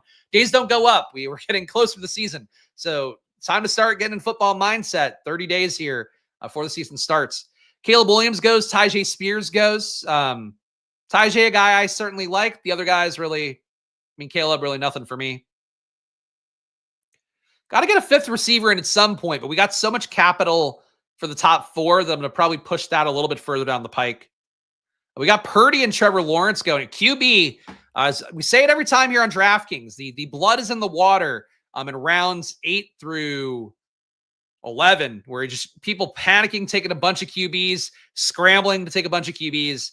We are seeing that here with Herbert and Lawrence going a little bit early. Shout out David, joined the chat here. Appreciate seeing David here. I don't know which tier you joined because I can't see it on here, but make sure you join the Discord no matter what, because you're getting that. If you want my rankings as well, the higher dollar tiers are the way to get that too. And my rankings as well, even though I don't use them on screen because I am my rankings, they are usable on DraftKings, on Drafters, on Underdog, all the sites equally, and they are designed to kind of cover all 3 as much as I can. I'm in one lump, one swath, so check those out too. But that is if you are a higher tier guy. If you're not, though, join the Discord. Get on there right now. Link in the description to do that. For guys like David who are joining right now. Join the Discord. There you go. Link in the description. There's that. There's that graphic I made. All right. Dobbins hanging around here. We are just trying to get some more RB capital in. We do need to consider QB2, and JJ McCarthy would be a good QB2. Addison Drafter is on this side of the board. Hockenson Drafter is on this side. That's a little bit of a tough one to unpack. I think Dobbins does more for this team at this point, going again 10 spots after ADP. We have soaked up all the ADP value here, and I feel like I want to keep doing it. So that is a 1-4-4-1 build right now. I'm okay taking McCarthy. Let's see what we get back. Fucking Darnell Mooney still hanging around, man. Darnell Mooney going after Bateman here on this site. Oh, this guy took McCarthy unstacked. What stupidity. All right. I thought this guy who had Hockenson was live to take McCarthy. Instead, this guy with no correlation takes McCarthy. Brutal out. Lost out on Mooney too here. Yeah, we needed RB the most, so getting Dobbins here I think was the correct move. But getting McCarthy with Jaden would have felt pretty good. Getting Darnell Mooney at this pot here, getting the Atlanta double would have felt pretty good. Penix goes early too. Fuck me. All these guys, the QB panic is brutal. Unstacked Penix. Oh, no, he's got Mooney now. Fuck me. Still fuck him. Fuck him. Fuck me. We're all fucked now. Damn it. What else do we have here? Really just got to build a backdoor stack with another QB, which is fine. Oh my God, that was the QB panic at its maximum there. That's frustrating. That's frustrating for me. I've been like felt the real tilts over QB bullshit in a while. That was too many guys taking QBs for no fucking reason because they panicked. Speaking of, I'm going to panic here and take Bryce Young really early. This is why I get so much Bryce Young. But I don't think he's going to come all the way back because I think the other guys here, a lot of them took 2 in that burst, but this guy needs a QB2. You might have guys trying to take a QB3 at this point. I just don't trust QB to come back. These guys have been taking QB way too fucking early. So Bryce Young it is at pick 126. That is awful. That is awful. RB room isn't bad at all for starting so wide receiver heavy. I agree. I'm happy with the RB room. The QB room, it's like now Jaden's got to carry a lot. And I thought we had a couple outs here to get McCarthy, to get Penix, to backdoor somebody else at a normal ADP, but these guys sick them all real early. So shit. Jaden Daniels, Bryce Young. 2 bets, though. They're going to be probably my biggest QB bets. It'll be those 2 and Justin Fields. So it is what it is. I should give the team a read here before we come up again. It's real strategically, I'm thrown off by that. That was a lot of fucking dumb shit coming a lot. We got Jaden Daniels, David Montgomery, Jalen Warren here, 0 RB starts. So these are very 0 RB backs. Receiver room is dope, though, I think, even for only having 4 so far. Jefferson, Drake London, Terry McLaurin. We have the elite tight end with Trey McBride. Debo Samuel as well, part of the Washington double. Tyrone Tracy, J.K. Dobbins, then real early reach for Bryce Young here because we got to get somebody else in a QB. Still a great team. I appreciate that. I like the team still. It's just getting a better QB2 and not having to reach super early for Bryce Young. It's like I got a ton of value, but I feel like when you reach that early for another player, you're kind of undoing some of that. It's not actually true, I think, in terms of how just ADP game theory works. But it doesn't feel great to have to reach 20 picks early for Bryce Young. MKE, what about Richardson, your boy? And MKE, for the record, MKE, you're one of the reasons I put the videos back on Twitter because I don't actually want to post on Twitter. I'm just going to put out videos on it. Shout out to MKE, who is one of the diehards, has been on my Twitter for a while. Richardson, for me, not really a pick I'm excited for because I think if he starts, he gets benched for Daniel Jones. I think if Daniel Jones starts, he gets benched for Richardson. I just think both are pretty scary outcomes. Tank Bigsby's hanging around here. We need to make it up at RB, and I'm going to continue to do that with Tank Bigsby. So he is RB5 here. We still only have 4 receivers, but my top 4 is feeling real strong. But look, I have no issue taking Richardson. I think the upside is there. I think the fact that he's been accurate in camp, it's been a pretty good drumbeat for him. I just feel like he played so terribly last year. And honestly, again, even relative to his rookie year where the fantasy results were good, but like the underlying stuff was really, to me, very worrisome. I think that for how Richardson looks overall, I think he's an interesting click at his ADP. I would only take him as part of a 3rd QB build or a 3 QB build. It's like you got to have guys that you know are going to play because like I think it's entirely plausible that he starts the year, plays shittily, Daniel Jones comes in. Still think the odds would be favoring AR being back out there for week 17. But AR could hurt himself again too. You got a lot of bad outs for AR. So it sucks because like I love him, but like when Jaden Daniels came along last year, it's like, oh shit, he's like the best version of what I wanted Anthony Richardson to grow into. And, you know, I said it on streams. I was like, I believe that Jaden Daniels is a combo of AR and Stroud in terms of how those guys looked in their rookie years. And he ended up being even better than that outcome. It's hard to like love AR again when it's like, I've learned what true love is. I've learned what greatness is, you know? So that's how I feel about AR now. Tucker Kraft, another guy who got hurt in camp as well. Couldn't play on the Packers family night because of the fact that he was banged up. I think it's a groin injury. Might be misquoting that, but he's definitely got some sort of soft tissue injury going right now. So Luke Musgrave was back in the mix there as well. Tucker Kraft, I'm still comfortable taking him enough, but he's one of those guys, like had some really acidic quotes about Matt LaFleur after LaFleur kind of threw him under the bus about fumbling during a practice. He also having a soft tissue injury is one of those things that in previous years does maybe give you the fear of God a little bit more than like a broken bone kind of thing would, or a shoulder or something like that. So I think for Tucker Kraft, if you were afraid of him, I wouldn't be mad at you for it. I would probably buy the dip still. That's me. All right, if Luther Burden had come all the way back, I would have definitely taken him. Dallas Goedert for a second tight end would not be a bad one. We still do need more at RB, but I don't think we necessarily need Ray Davis right now. I'm going to go Adam Thielen here. Another Thielen team. This time he's wide receiver 5. But wide receiver 5 on a PPR site, Adam Thielen, I can live with it. Team has taken some turns for me here.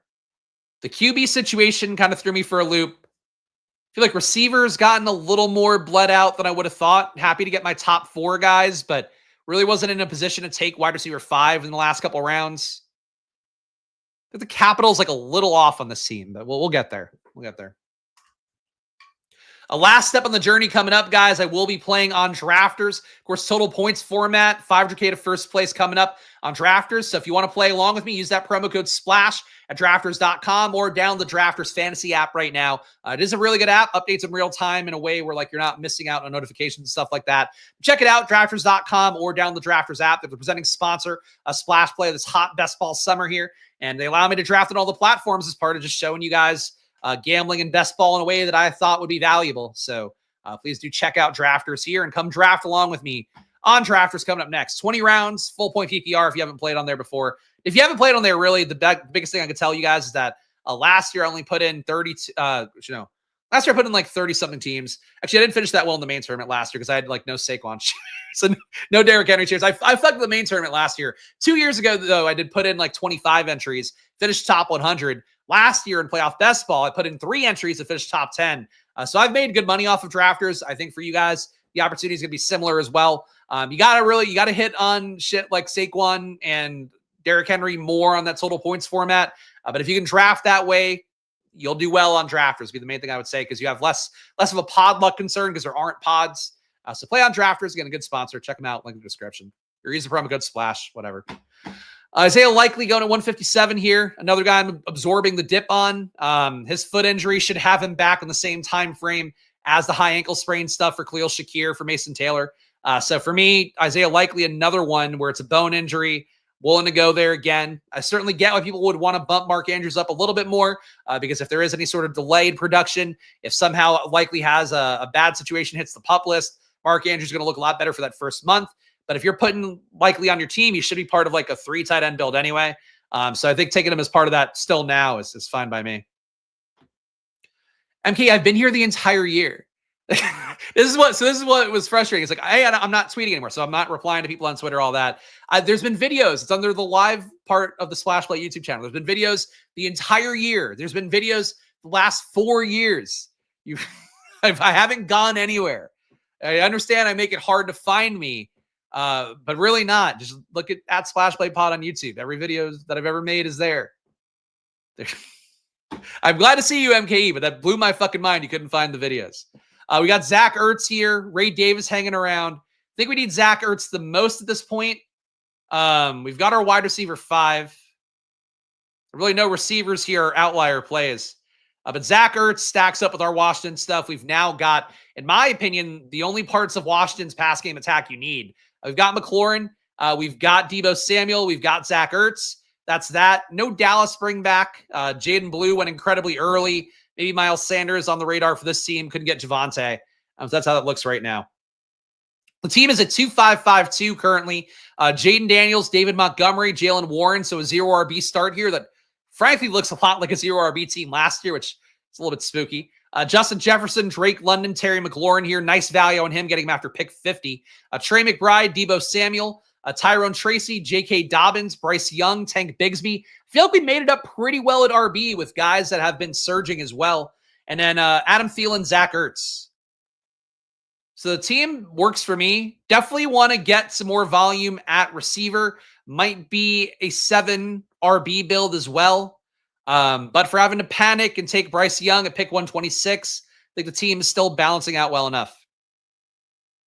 Sure, no one cares, but I shot my personal record on the course yesterday at 77. Hey, that's good job. Shout out to Luca, both of them there. Yeah, it's true. My Luca has no attachment to 77. He actually, he wants to be number 95 if he ever plays a sport because, actually, guess, why does Luca want to be number 95?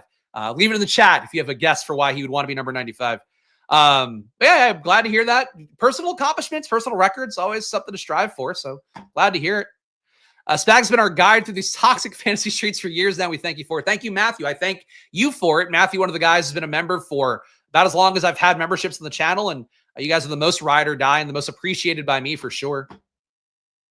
But all you guys who try to find my content, try to watch me, I appreciate it because I'm not Not the best promoter, kind of deliberately. But you know, all you guys who do hang out means a lot to me. Even though it doesn't sound like it as I say it very stoically. We got Tyler Algier here. A bet if Bijan Robinson goes down, that certainly gets enhanced. And we have a Drake London bet as well. When Drake London succeeds in a game, if it's because Atlanta scored a lot of points, Algier might get there in the same week because Algier is basically going to play more when Atlanta's got a big lead. They're trying to salt away with RB carries, and that's where Algier has the biggest utility and did last year. So Algier, to me, I think, pick 174. I mean, Ray Davis went too cheap here. He went at pick 170. I don't really know why. It doesn't make sense Ray Davis to be falling right now at a time period where James Cook is holding in. But Algier at 174 is way too cheap. Braylon Allen, another guy I would have loved to have gotten as well. Goes pick 165. This RB room, I think, is coming together, though. Just ended up with a team with 4 Panthers and 2 Seahawks, hoping for that Week 17 match to go off. It's as valid of a game stack as any other one out there. I mean, that's what it comes down to.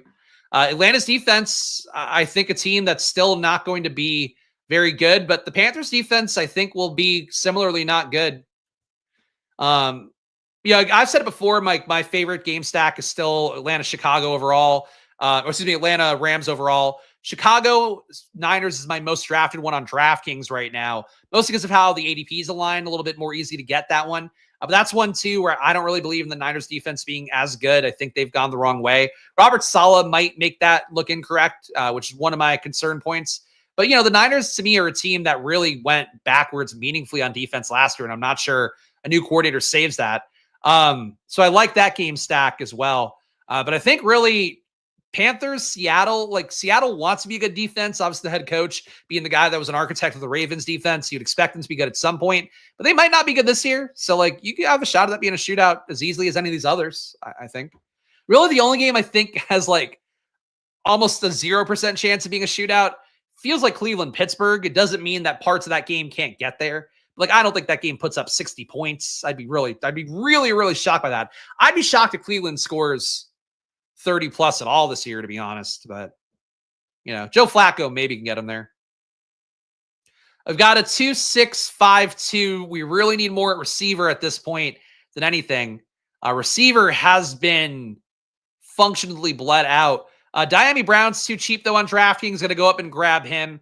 Diami Brown, a guy that I have been making the case for since the moment he signed with Jacksonville. He's now a starter. Travis Hunter, also a starter. So, you know, it's not as great as it would be for Diami Brown if, like, Hunter were just playing entirely defense. But Diami Brown, to me, in a spot where Keenan Allen went early here, I feel like he's a decent bailout wide receiver 6 when we are kind of a little bit behind here. We're taking Adam Thielen as wide receiver 5. Diami Brown is 6. I love my top 4 receivers, so I could live with the build, but I think normally Brown would be more of a wide receiver 7 to me in a perfect world. Krosky Merritt going a much more reasonable 190 here. If Krosky Merritt's going to go after Roshan, after Justice Hill, after Giddens, I think that's fine. Will Shipley, a guy I feel like a lot of you guys like to take. It does seem like A.J. Dillon is meaningfully next to him in the pecking order, if not ahead of him. A.J. Dillon also had a neck injury last year, so he's a risk at any point to kind of suffer the backswing there. So, like, you want to take Shipley, you can. But Shipley, to me, seems like a lot more of an RB3 bet than a handcuff bet at this point. And not a big Shipley believer. So I'll just say that because he popped up on the screen here. Yeah, I strongly believe Diami Brown deserves better than this tier of receiver. Like, Dante Thornton's going to be a starter, so I guess I can get that. Calvin Austin seemingly still in the mix. Roman Wilson playing a similar role for Pittsburgh right now. Jack Besh, I don't know. Jack Besh is working with the first team a little bit. Diami Brown is like a starter. He's out there with the first team a lot, getting targeted a lot, has had good camp reviews. I just think Diami Brown should not be going as cheap as he does on DraftKings, but I've said it enough. Gesicki and Taylor hanging around here if we want more at tight end. I think people are afraid of Gesicki here at tight end a little bit more than they should be. And I think he's a nice tight end 3. Gives us also Week 17 correlation with Cincinnati, Arizona, because we do have Trey McBride. So I'm going to go Gesicki here as tight end 3. So Ertz, Gesicki, and McBride at tight end, a 2-6-6-3 build. We still have a few more rounds to get more in at receiver. 3 rounds left. Receiver, though, is getting pretty ugly. I think really the biggest disadvantage of drafting currently on DraftKings, and I think that's probably going to change down the home stretch where there's a few more appealing players to take. Round 18, round 19, round 20 on DraftKings, you're not really getting good players. Like I kind of would say I strongly believe that one. I think it's a pretty big talent gap right now because a lot of the players that are kind of exciting, kind of fun, they've all come up enough in ADP that they're now going the 16th, 17th round. So really would be my big concern for drafting right now on DraftKings, as opposed to, let's say, drafting in 3 weeks where there's maybe like somebody you're talking yourself into as a Puka Nakua. But like even Krosky Merritt going around 16 here, like that's been squeezed out. Mitchell, who latest reports say he'll have a role in Baltimore, but he's not the RB2. He's getting taken here. Miles Sanders going to 205 is actually a pretty appealing click to me compared to some of these guys. Even though Miles Sanders himself is obviously not the most appealing player in the world. And frankly, I think we're still in the market potentially for an RB. This is going to be a tough spot. I mean, projection-wise, tight end is so much nicer here on DraftKings. Like, you still have so many legit guys. I mean, Schultz, I'm not crazy about, but he is your starting tight end for Houston, and people seem to like the Houston pass game. Darren Waller here, he hasn't gotten back on the field yet, but still seems to be part of the deliberate choices that Miami's making after he's been in retirement. Sanders still too cheap here on DraftKings. Juwan Johnson, still a guy that got paid big money this offseason, even though he did hurt himself a couple weeks ago, or actually a week ago, and he's been back in practice, so I don't know why he still got the Q tag on him. And Higbee's still a guy that I think is very draftable as well. So like 5 tight ends here, I think that can work. We need to just get more projection in, though, so I am going to take Darius Slayton in, guy he'll be playing out wide. At receiver for the Giants, getting paid pretty good money as well. A wide receiver 7, I think he works fairly well for me. Marshawn Lloyd still here at RB, obviously a guy that I've got more than enough of at this point, but a non-serious groin injury for him. Happy to keep taking him, even if I would prefer to get under 20% of Marshawn Lloyd right now. Miami also ends up doing the Travis Hunter role when Travis is not out there, even if that's only 20% of snaps. That's true. I mean, he would be most likely your wide receiver 2 there. And again, the fact that he's not running behind a Parker Washington or anybody like that, I think is a positive for Miami. But Miami getting paid like 10 mil for this year. That was sign number 1 of like, it's not, again, not quite Darnell Mooney money where he got, I think, 14 million a year in average annual value. But close, All right. Got to think here what we need. I like, we definitely could use more at RB and receiver. I feel like a 4th tight end projection wise would look the best to me, but we have Trey McBride, so kind of stupid to keep adding more tight end capital on. Really, tight ends are like the only real values left in round 19 and 20, in my opinion, where you feel good about it. Torrey Horton's still available. Going to go up and get him. DraftKings has not updated his rank at all, so as a result, he hasn't moved up a ton. The ADP is only at 228, so Torrey Horton, part of our Carolina-Seattle stack here now for Week 17. Arroyo's gotten the rise. Horton is a guy that legitimately passed up MVS on the depth chart, or at least in terms of like, getting on the field with the first team ahead of MVS, has been working with the second team. So maybe that's a temporary thing. Certainly Horton can move back. But Horton's got legit athletic bona fides 2 years ago for Colorado State, I believe it was. He had actually really good numbers. Then he got hurt last year. Didn't look quite as good as a result. But Horton to me is one of those guys, 18th round on Underdog, 19th, 20th on DraftKings if you can still get him there. Wouldn't take him in every team, but I would start taking him in more teams than not because he was undrafted for a large portion of things. And I'll say it, frankly, I think out of all the guys going late, he's your best shot to be Puka Nakua. Like, he earned legit targets when he played and was healthy. He actually looked like a real outlier to me a couple years ago. This past year, he just didn't do enough to qualify across every category. But he's got good size. He plays a role as well that, people want to talk themselves into JSN playing out wide. And I'm sure he will play out wide a good amount. He's not a natural out wide receiver. He should be playing out the slot. And long term, Cooper Kupp, assuming that Cooper Kupp is at some point going to be dust, whether it's this year or next year, I think that Horton and JSN have a decent shot to be your future receiving core there, probably with Arroyo. Actually kind of a fun little receiving core if they're decent. Curious to why Tutu Atwell's ranked like 270. No, it's a non-sexy pick, probably because of the PPR. And sometimes on DraftKings, like there are a few players that just aren't really, moved up at all on the player list. And as a result, they don't get clicked. And people, I think, don't go off reservation enough for too much on DraftKings. And at this point, you probably should. Brandon Ayuk going in round 12 and 13 is crazy to me. Last year, he was going in round 3. Yeah, I mean, look, he's hard to take on a site like Drafters where it's total points format. For the pod format sites, I would agree. Like, you should probably be taking Ayuk more, and I should too. But you got to make sure you have a good top 4 ahead of him. Like, this team, ironically, I think would have been pretty good for him to go. All right. Like, I was naming a few guys that I'd be willing to take. RB dead.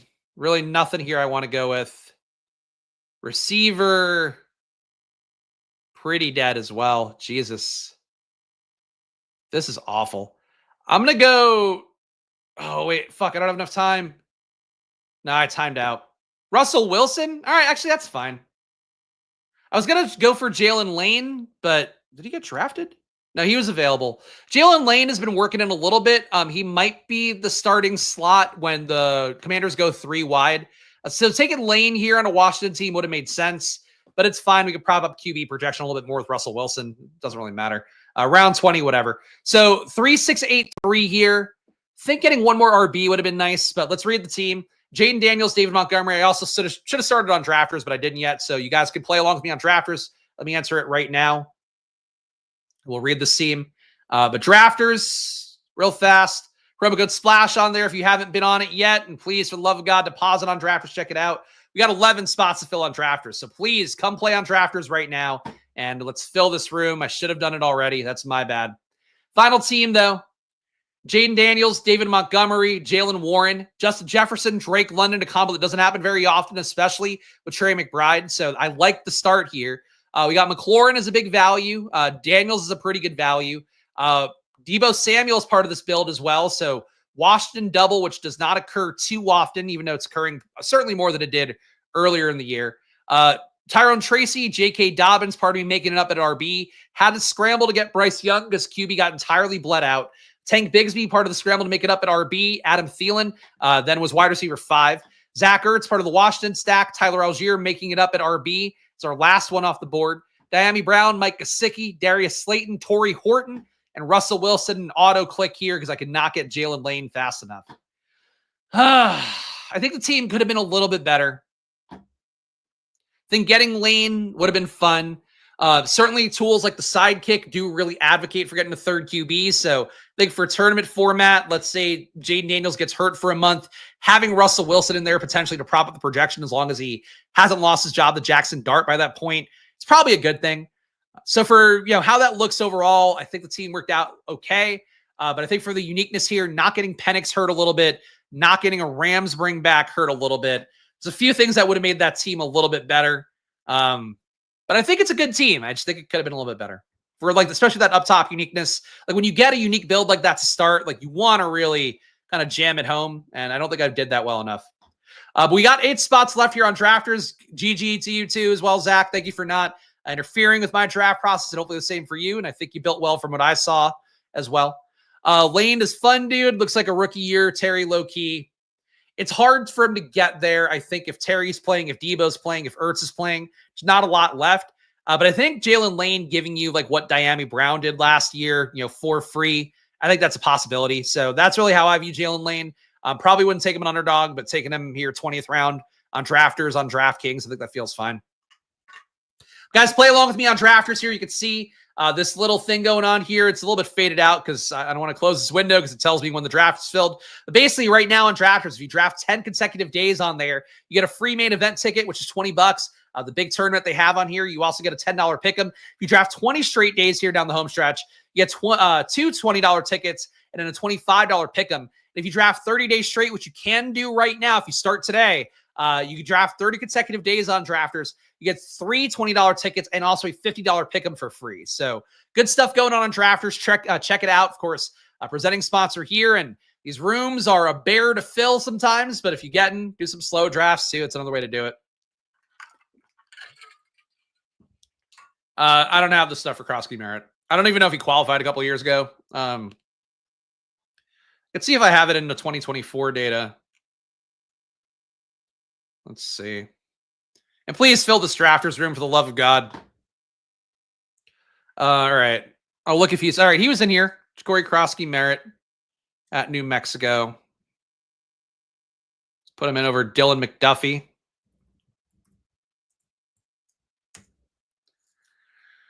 All right. Solid avoided tackle rate, 25.5% there. Rushing EPA of 0.15 per touch. That's not bad.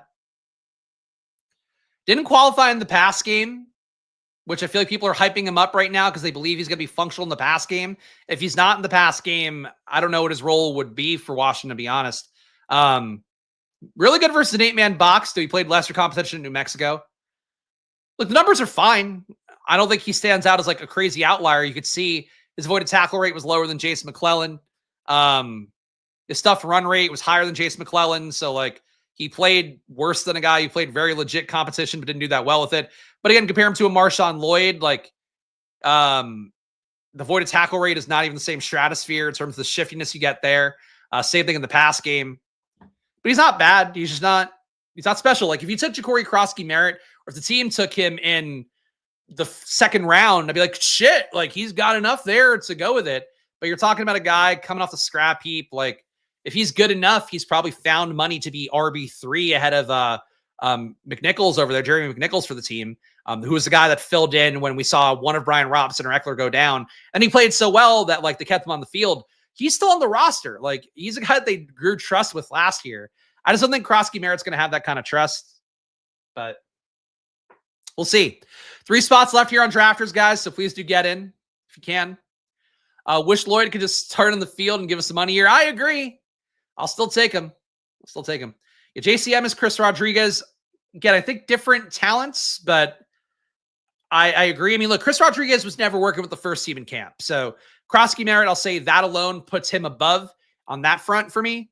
But I just think you got to do a lot more to unseat Robinson and Eckler than people realize, and I'll die on that hill, I guess. I would take Krosky Merritt if he were free. Like, I think that's it. It's just the market is so excited to click somebody new. And I think they're also still like so shell shocked from the Puka Nacua year, the Puka Nacua Kyron Williams year, where you had both those guys late, that anybody that shows any sort of signal, they're like, those guys are going to be this year's Puka. And it's like, no, probably not. Like, there's probably not ever going to be another Puka Kyron combo. Like, I don't think that parlay hitting, especially from the same team, I don't think it's ever going to happen again. Especially how things get more reported and people are so aware. But it's like they just want to click a new name, so they steam the guy up, and they see the clips, and they're like, they think they're ahead of the curve, and that gets people off on social media too, where it's like, I'm originating this take. I'm one of the guys who's early on Krosky Merritt. And it's like, nah, I'm not the biggest Austin Eckler fan in the world. Like, I really didn't take him when he was even really good for the Chargers. He was fucking great last year. Like, Eckler was really good. Granted, 1 concussion, he's off the field. Krosky Merritt can come in. I fully agree with that part, but he's contingent value. So great. Take him near Giddens. That's fine. Don't take him in the 150s. It's not Tank Bigsby. Is Liam streaming right now? We got Liam going in the 1 hole. You got me going here in the 7 hole. Got Terrence here in the 3 hole. None of the OGs. KY not in this one. What is going on? No AI avatars. Playmakers in the chat. Playmakers in the room. Also, the answer the earlier trivia that I gave you that nobody really had the right answer for. Number 95, Lightning McQueen. Come on, guys. I really do hope, though, for him when he does play like a kid sport. When my son Luke is 3.5 years old, so he got a ways. But I do hope when he plays a sport, like, because they're just going to have whatever jersey numbers are already pre-made. I hope they have a 95, or I hope that, you know, if we're getting fucking fleeced for money, that we could choose his number. Because I want him to live that dream of being number 95. That's like actually kind of a fun athlete number. Doesn't really feel like a basketball number to be number 95. Definitely not a quarterback, which I would love Luka to be. To be a little Michael Penix, a lefty QB. What happened to Jonathan Brooks? He hurt his knee, and then they drafted another RB and signed Rico Dowdle, and he's probably not going to play this year. So it's a bad scene for Jonathan Brooks, too, because he hurt the same knee, I believe. So he's not going to see the field this year. Sucks. Liam is streaming. All right, well, shout out to Liam. Hey, hopefully people will see me draft a team on par with his, and I'll siphon all those Liam viewers away. Liam's got a very dedicated community. I do know that. Got a lot of people that hate him, too, but a very dedicated community. So shout out to Liam. Liam, former BBM winner. If you're not familiar, Liam Murphy. If you want to check out his channel, please feel free. I have no issues with the guy. I think he's very overconfident sakes. He's like, honestly, I think the content he creates is that ESPN talking head style stuff. That I have my takes, but I don't really Nick write them that much. I think Liam does a good job of that. This is supposed to be like a compliment, by the way. I think Liam, I like Liam more than I think the public does, but that's me. A little Rudy-esque defensive end that's tackling. Yeah, that'd unfortunately be Luka. He's a little guy right now. Got some spunk. Big crybaby stage right now, though, which is fucking tedious. Like, he's just chewing to his mommy, and I'm like, I want him to toughen up. I also want him to eat his fucking dinner in under an hour. I don't know if this is like a common thing. Alex swears like, oh, every toddler. I don't think it's true. I've known a lot of toddlers that just fucking gobble food down and then they're done. They go play. But he like takes a fucking hour to eat. It's like, Jesus, dude. And he bitches like, oh, I don't have enough time to play. And it's like, fucking don't make us wait an hour for you to eat this half a chicken breast. Fucking little dildo. Not to go all Louis C.K. just shitting on my kids. And also not to go all Louis C.K. and jerk off at you guys. But like I really wish the kid would eat his food faster. I feel like my life is wasting away sitting at that dining table. Love hanging out with the kid. I'd rather hang out playing with his cars or some shit, catching a football, ideally. Been doing that again. We got McCaffrey here, Neighbors here, Nico Collins here. All guys I like. I think I want to make the bet on Nico, though. I feel like Nico, one of those guys who hit a lot of my criteria last year, and I just don't prioritize the same way. Because I think it's fun to click Neighbors. Like, Neighbors, to me, I think has a lot more potential, like, catch and run highlights this year than Nico Collins does. I do have a vague concern that Nico Collins gets squeezed by Jaden Higgins. There's been nothing camp-wise to suggest that. But I think talent-wise for Nico Collins, he does a lot of things that are similar, the positional fit to me as where Higgins is, and they didn't give Nico new money, so that kind of spooks me a little bit. But basically right now for Nico Collins, I think he's a guy where the upside is huge for a total points format, like on drafters. If he just, let's say the guys they bring in, like Kirk doesn't work out, Noel's not special, Higgins is not worth the guaranteed money they're giving him, and then the pass game is going to be more prevalent because Joe Mixon's banged up, and Nick Chubb is no juice, and I think Woody Marks is no juice. Nico can really have like a 2,000-yard kind of equivalent year. So I want to get more Nico here. Pick 7 feels rich, but I'm in my home stretch of the drafts here. Thank you, Trey. I'm not fat. You're not fat, dude. Relax. Thank you, Trey. I appreciate it. I know my weight. I know once I pass 250, I'm in the danger zone. So I gotta walk it back. 6'1", 250 is too much. It's fine, I think, as a dad, but I feel it. So we're cutting back. I appreciate the boys supporting boys here. I look better on camera, I think. I carry it well enough, but I need to clean it up. We got Derrick Henry coming back. Brock Bowers coming back. Garrett Wilson. Wow, Garrett Wilson's up to 20 on drafters, huh? I'm going to go Derrick Henry here. I think you got to build balance on the site. On drafters here in general, and any best ball draft this year, you guys know I'm trying to build more balanced. So Derrick Henry, Nico Collins here are going to be my start. Chat, we got Chess Liabo. There we go. I'm not going to give Liam the dramatic reading here, but Chase easy game. Chase easy game. That's Liam being Brian Cox. Being the dad from Succession. Are you allowed to draft the dinner table? Could be plus EV. If so, no, I try not to. I've got so many slow drafts going still where I'm not drafting a ton around Luka. I do click the slow draft slot. I'm sure Alex has observed me doing that because at one point I had 80 slow drafts going Underdog as I'm trying to get entries into the various Chihuahuas and Pomeranians and all that shit. I'm winding down though. Like my slow drafts, I think I have like 60 left now, so I'm almost at the end of that. Might do some slows because I got to max out the play action at least on DraftKings. I know that. Probably do slows for that too. Best ball, the only place where you can say do and slows and it doesn't make you get canceled. Great Liam impression. Look, I know what Liam really like. I don't know how you do a Liam impression. It's like, I don't know. I don't listen to enough Liam. I'd have to hear the voice. It's not like the old fantasy flock voice where it's like you hear it once and it kind of sticks with you. Though, oh, well, fucking talking like you got veneers, kind of thing. Now he doesn't talk like that anymore, though. It's a bummer. This is the only show where my voice has always been my voice, you know? It doesn't change. Garrett Wilson falling in this room. Somebody's going to scoop him before I get him, I think, but I'm cool taking Garrett Wilson, mid-20s, late 20s, love him. See him at pick 20.9 is a little jarring, especially these bad camp reports for the Jets offense. And I'm willing to take him. I got no issue with it. Garrett Wilson goes, though, so we won't get him here. We do have Josh Allen coming back. Again, for total points format, getting the elite QB can be valuable. So let's do that. I think Breece Hall, JSN, Kyron. JSN's intriguing to me. Harrison, I don't need it. Josh Allen, I'll take. Doing slow, holy Christ. I mean, look, doing slows, sometimes you gotta, it's when you pull up next to the short bus in your convertible and you're like, hey, I'm here to do some slows. That's what I would imagine in my head. The Family Guy cutaway would be Quagmire doing a best ball draft and he's talking about doing slows. Anyway, that's as bad as we're gonna get here today, guys. I've learned too much. No, I haven't. I've learned nothing. Oh, I'm opening up Twitter in another tab. Just love seeing this Kyron Williams extension. Yeah, it was always great to take Jarquez Hunter as your RB4, guys.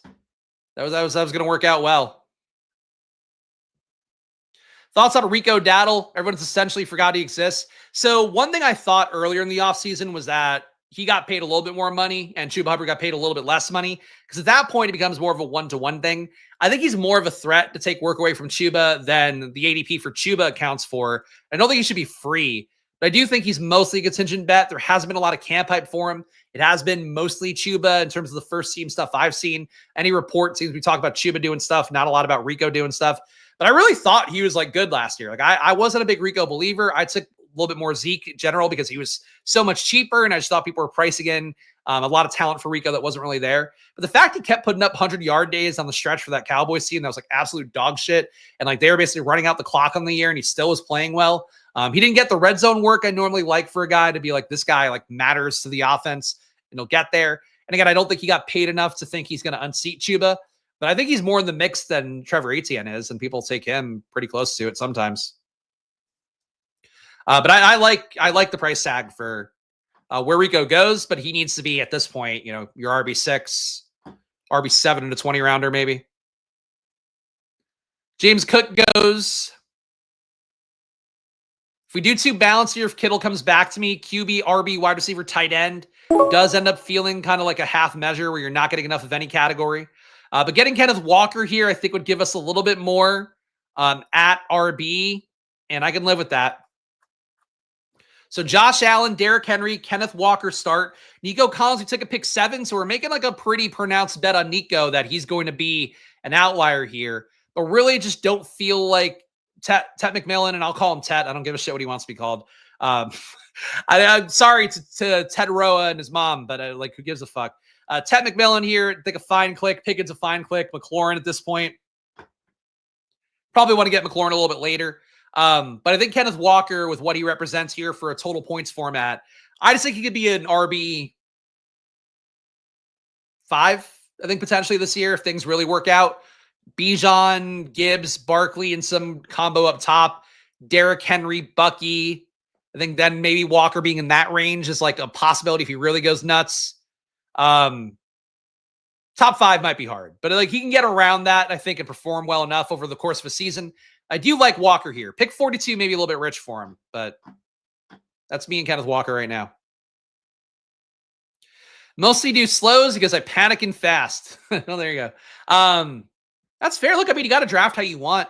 I've honestly, I was really an anti-slow draft guy for the first 2 years of me playing best ball and maxing stuff out. Just wasn't a big fan of it. But I think really in particular, if you're trying to get action in some of the lower dollar tournaments where I don't want to spend an hour doing, on Underdog, it's 30-second clocks now, or rather not only 30-second clocks, a lot of 20 seconds. You get it done in a half hour and change. I still don't even want to sit there for a half hour for like a $3 tournament. But as a slow draft where it's like I get notifications and I make picks, like I find that a little more palatable. I just don't think the time spent versus the money is like quite as good for the cheap tournaments. And if that's your bankroll, like no judgment, that might be the case for me next year. Who knows? But I do think for how it goes for me, getting the volume up, you need slow drafts. I think unless you're going to just be drafting around the clock all day. I don't want to do that. Why are we asking about Lambert Smith? I really don't think Lambert Smith's a thing, to be totally honest. I think I get people being psyched about him now. Trey Harris got paid 80% guaranteed money. Quentin Johnson still has his rookie deal where he's getting paid pretty well. Ladd McConkey's got to be out there. They're flirting with Keenan Allen. The Lambert Smith thing, because he had a little bit of camp buzz, had a touchdown in preseason.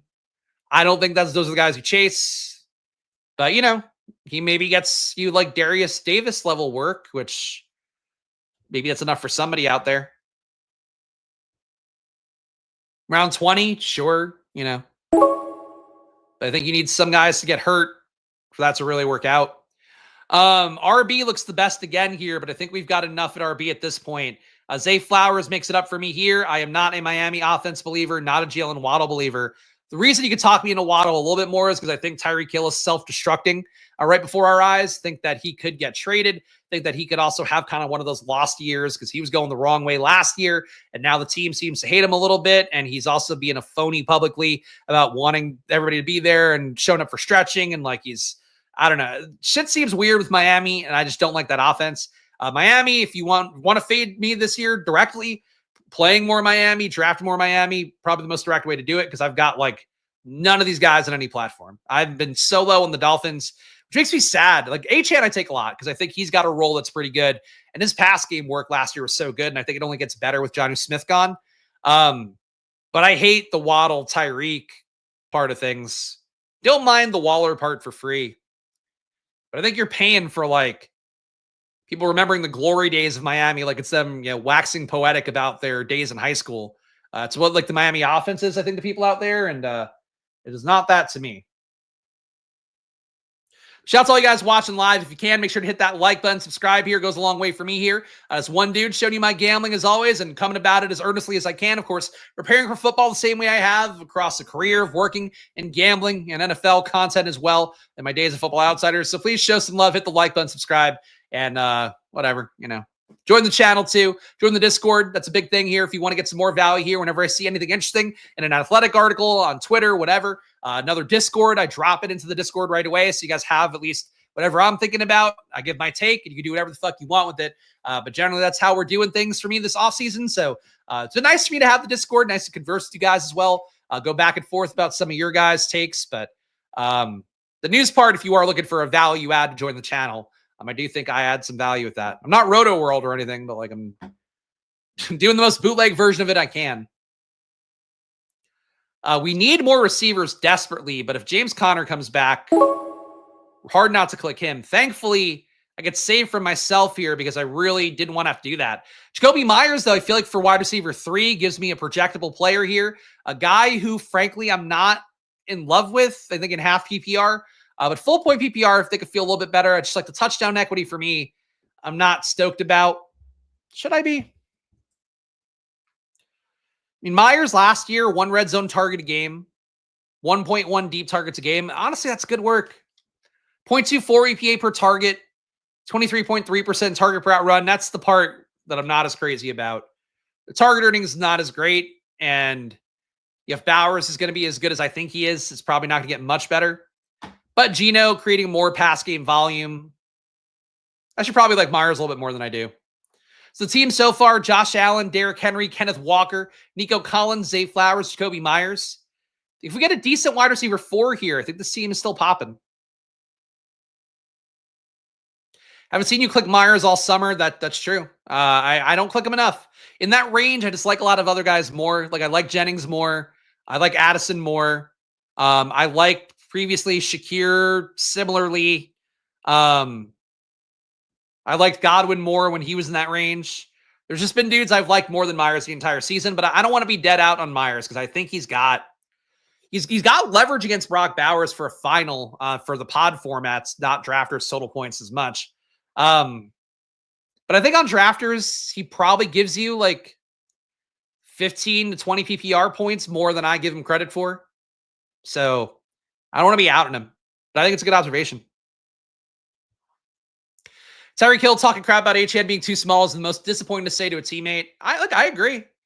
It's an odd thing to do, and it was also odd that like apparently in practice They were already working Jalen Wright and Ollie Gordon in the red zone a little bit. And Madison, part of what he's been doing well is some of those power runs have been taken off the table from Achane. I still think you want to give, for fantasy, obviously, you want Achane to get as many touches as possible. But like him getting rest on some plays, I don't think it'd be a bad thing. All right, Laporta's still here. Jennings would have been a really tempting click for me.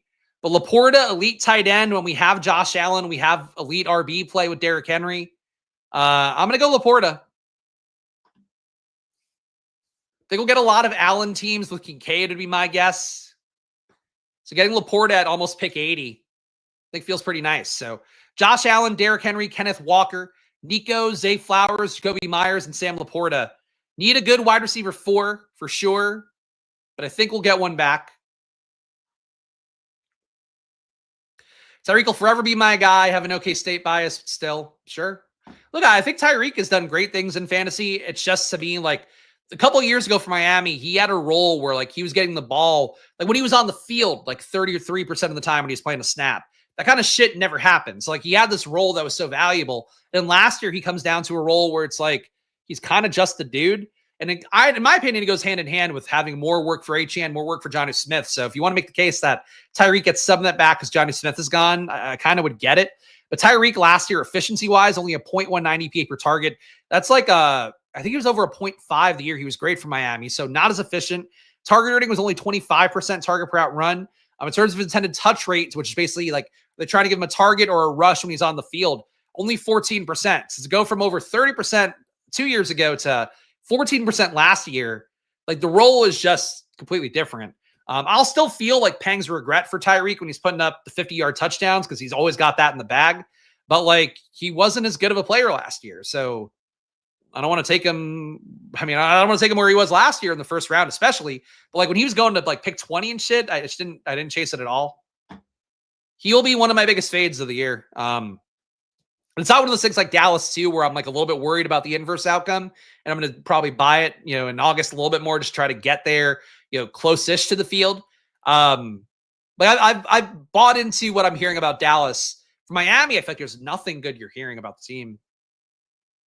But yeah, we'll see.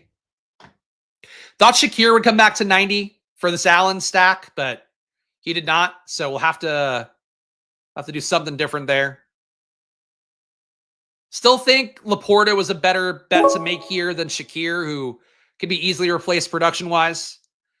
Keon Coleman is here, though. A little bit lofty to take him at pick 90, but we want to get some Buffalo correlation in here, and I do think Keon Coleman has... He's probably a better play at half-point PPR sites, to be honest, but that's okay. Keon Coleman, wide receiver 4. So a Henry Walker start. Need more at RB. Oh, I didn't realize, too, I took Josh Allen and a Liam Rune. That's funny. It's deliberately not a thing that I did. But funny nonetheless. Good bit by me without thinking about it. Teddy Bridgewater just signed with Martavis Bryant. Martavis Bryant signed in Tampa Bay? Is that actually a thing? So that Bridgewater signed. I don't even know why. I don't know why they needed Teddy Bridgewater. Wasn't Bridgewater also like coaching a college or something? And that was like a thing he was in the news for.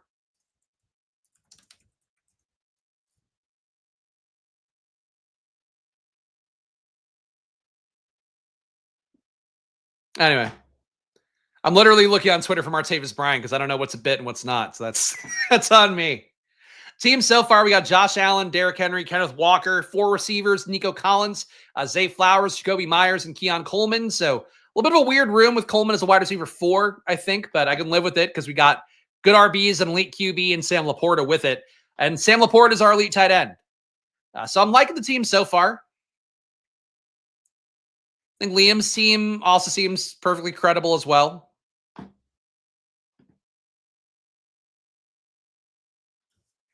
Doesn't have Josh Allen, though, so it's not as good. I think we can all agree. Can it even be a good best ball team if it doesn't have a bunch of Bills on it? I think that's the question we should all ask ourselves. Wow, Joe Mixon is down all the way here, huh? Joe Mixon at pick 96.5. Justin Fields at pick 90 here, not getting picked yet. Surprised to see that.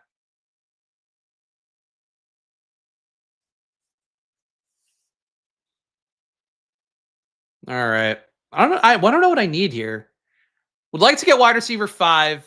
Not looking like a good spot to do that. Another RB I'd be fine with as well, but not a lot of RBs on the board. All right. Well, let's see what we get back. Joe Mixon definitely less valuable in a total points format. But if he's here at this pick, I think I just go Joe Mixon. I'm going to miss a month, but like Derrick Henry and Kenneth Walker on the scene. Joe Mixon's my pick. I know people don't feel the same way about him. Again, I really strongly believe Adam Levitan made the point and it's stuck in my brain as the same way I feel. I think that for Joe Mixon, people were already didn't like him because like he's old and whatever, and like he doesn't have a ton of juice, doesn't miss a ton of tackles. He's not like the most fun click to make, but he's one of, I'm going to sort by it here just to really make the point. He's one of like, I think 5 running backs that had 20 intended touches a game. Let's see, intended touch per game, largest to smallest. All right, so there are 9 players who had over 20 intended touches a game. Saquon Barkley, 24.1. Jonathan Taylor, 22.7. Alvin Kamara, 22.7. Kyron, 22.3. Bijan, 22.1. Joe Mixon, 21.2. Ahead of Derrick Henry, who's much better, but had only 20.4 a game. Chuba Hubbard, 20.3. Josh Jacobs, 20.2. Everybody else in the league underneath that. Pollard, just under 20. Aaron Jones, just under 19. Gibbs, under 19. Kenneth Walker, under 19. Chase Brown, under 19. Connor, under 19. Mixon, not a fun click. I get it. But to get him this cheap with that role, it's a new offensive coordinator and he's had a foot injury. So it could change. But like, still probably getting you 15 to 20. I don't think a lot of guys in this range are. Bridgewater spoiled to see him this money. I thought that was the thing. And trolled Liam over Martavis Bryant a week ago, and he fell for it first, started looking for him. Okay, there you go. You're getting us all, Trey. You never know. Like sometimes you hear these random old receivers suddenly being on a team, and it's like, why? Bryant was hovering around for a while with like the UFL stuff, I feel like. All right, we need more at RB, need more at receiver. Bateman's here, though. I think we need that wide receiver 5 the most. Love Tyjae still. Jaden Blue, I'm not dying to take a pick 111. But Bateman here, wide receiver 5. Cool with that. I would briefly panic that it was time for my stochastic stream because one of my alarms went off, but I think I just set it for the wrong time. But we'll be live doing a DraftKings draft at 3 p.m. today Eastern, guys. So if you want one more from me, that'll be coming up after this stream on Stochastic. So please tune in there. I'm at Stochastic DFS on YouTube. I think it also runs on Twitter too. And guys, hit that like button, subscribe. You know the deal here. Competing against everybody streaming in the best ball space, but all I can do is show up, do my work, give you the best takes I possibly can, and you can follow them. You can fade everything I say. Follow your heart accordingly, whatever makes you happy. But I'm still going to try to do the gamble as well as I can here on stream. I hate that I said that. I hate the way I said it that way. Do the gamble. That's not how I talk. but it's accurate. Now I'll throw the football. We'll do the gamble. We'll throw the football. Tell you what, Kitty has been a perfect dog today. She just sat in her little dog bed. Hasn't come whining her way over here, knocking over wires and stuff. We're doing great. Good day of drafting here. Shout out to all you guys hanging out. Naked Gun 99 here. Been hearing Naked Gun. Apparently pretty funny. I didn't see it, but I've heard it's pretty funny. The only movie I've seen in like months is actually Superman. I'd like to see Fantastic Four, but I think I'm going to wait on that. It sounds like everybody's doing because these movies are not making as much money as they used to. I remember when like comic book movies though were like a thing where like you'd really make it an event when you're, well, at least for me when I was like single and in my late 20s, mid 20s, especially definitely younger than that when like the first Spider-Man and stuff came out, would make it an event to go see it with my friends. Now it's like if you have like a kid and a wife, it's like, what, are you going to make date night to go see a fucking comic book movie? Hard to do. Maybe some people do it and I'm just like being needlessly judgmental about it. But I find it hard to do. We got a pick coming up though. So I fill the air here. Waiting for these guys to pick. I did watch Final Destination. I downloaded that though. But yeah, that was a good one. I actually liked that a good amount. That was a very creative way to use that stuff.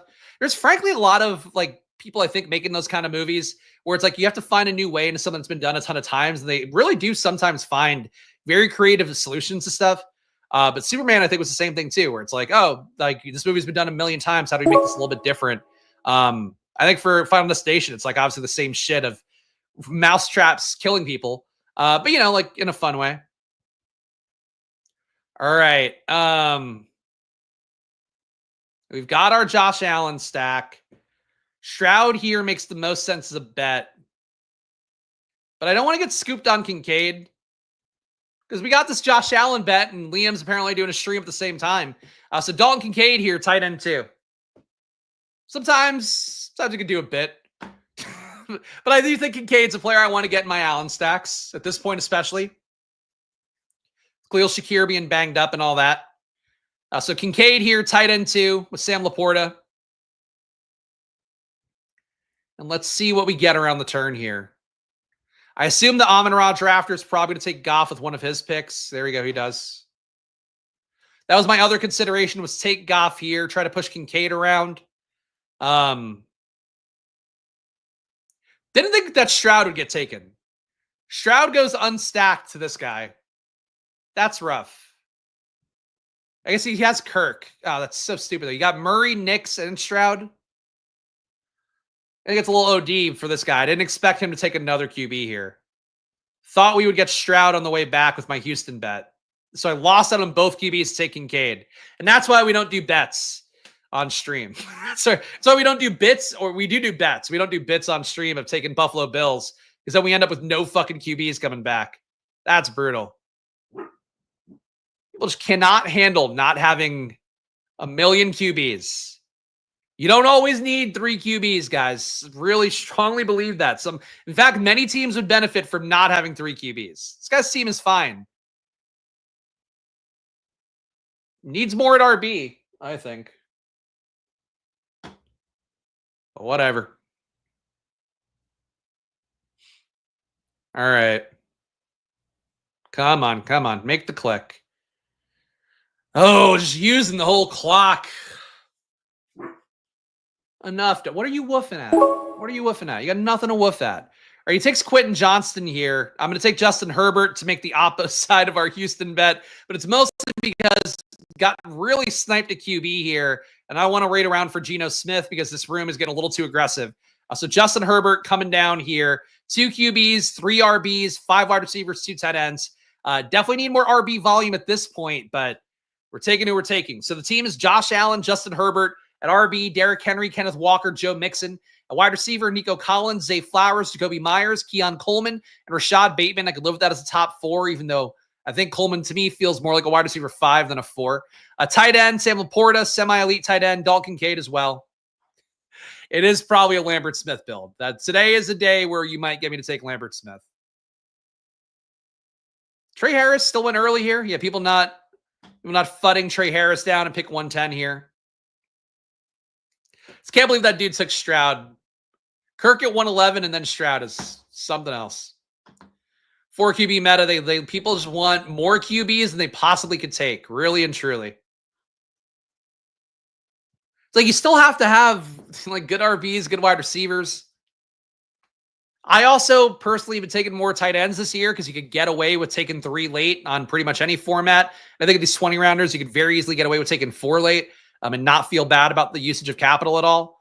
I think it's one of those things for me where like my thing has been kind of flipping it the other way a lot, where people are taking so many QBs and I'm just like, I'm just going to take so many tight ends because I think I can be fine at QB with 2 guys that I would say on a weekly basis probably have a 15 to 20 point projection.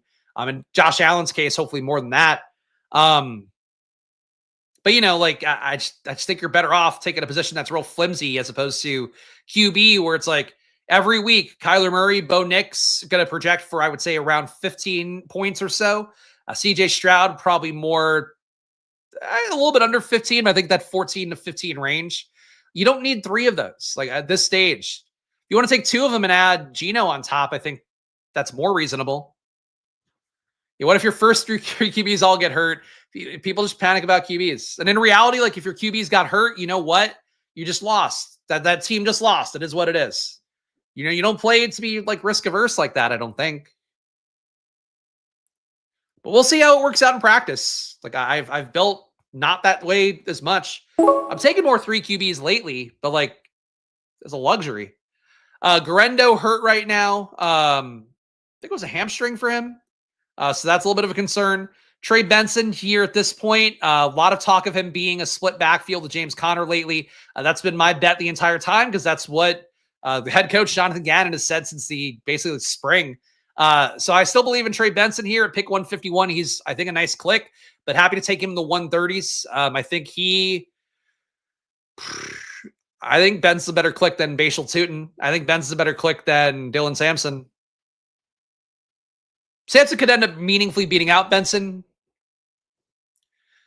but Sampson could also have given you zeros, and I don't know that Benson necessarily has a pathway to doing that. I think he's got to roll no matter what. That's my guess, though. You can make yours. Team so far is a 2-4-5-2. We got Josh Allen, Justin Herbert. At RB, Derrick Henry, Kenneth Walker, Joe Mixon, Trey Benson here. Nico Collins, Zay Flowers, Jacoby Myers, Keon Coleman, and Rashad Bateman at receiver. And then tight end feels pretty good for right now with Laporta and Kincaid. So I think we've made it up pretty well at RB. We got our early guy with Henry. I mean, Walker as well is frankly pretty early. Mixon at 100 is a guy that at one point was, profiling as a top 55 pick. And now because people don't want that injury risk at all, he's not even getting drafted by them in the top 100. I don't think that's correct. Simbros pushed the 3 QB this year. That's true. But, a lot of it, though, I think the thing, too, is people hear it and they hear like, oh, the sidekick is pushing 3 QBs a lot. So I got to get them all in the window. But it's like it's pushing 3 QBs. From my understanding, it's pushing that third one when it's like you need nothing really. Aaron Rodgers is available. Take him. You need nothing really. Bryce Young is available. I mean, probably not even Bryce Young because he's a little bit earlier. Cam Ward's available. Take him. I don't think it's pushing it like taking 3 in the primary window of QBs. I don't think that's good draft capital. And I assume it probably wouldn't be great sim draft capital unless the stack really lines up in a particular way. Braylon Allen came back. I am stoked about that. I was hoping that the entire time. So Braylon Allen for me, I really don't feel like I need another QB. So I'm going to go Braylon Allen as RB5. So a Henry, Walker, Mixon, Benson, Braylon Allen team, that works for me. Add a Justice Hill on top? Nah, probably not with Derrick Henry. Somebody like that. I think we should be good to go. My draft in the Rams tight ends in the late rounds. I take Higbee sometimes. I have not taken much Ferguson. Ferguson profiles pretty well to me. If he went to another team, like if he were Mason Taylor, I'd actually be really stoked for Terrence Ferguson because he was a good targeter in college. He had freak athletic testing and all that. The issue is that Higbee, with how he played last year, he was a really important part of that offense. He got targeted, and it was a small sample size. Like he only played 3 games last year in the regular season, though he had a similar target share in the playoffs as well. He had a 37.5% target per out run. Like did Higbee, and that's crazy numbers. I don't think it would hold up over the course of a year, but a 0.4 EPA as well. Like Higbee was great, so I'm willing to go back there. But mostly in builds where I have Stafford, and I'm not doing that a ton right now. Builds where I'm on DraftKings and I have Atlanta stuff and I want to get one more tight end, get him as a week 17 bring back, I'm doing it. But I'm usually not taking Higbee just like on his own in a 3 tight end build, if that helps. Ferguson's one of my favorite clicks late. Oh, there you go.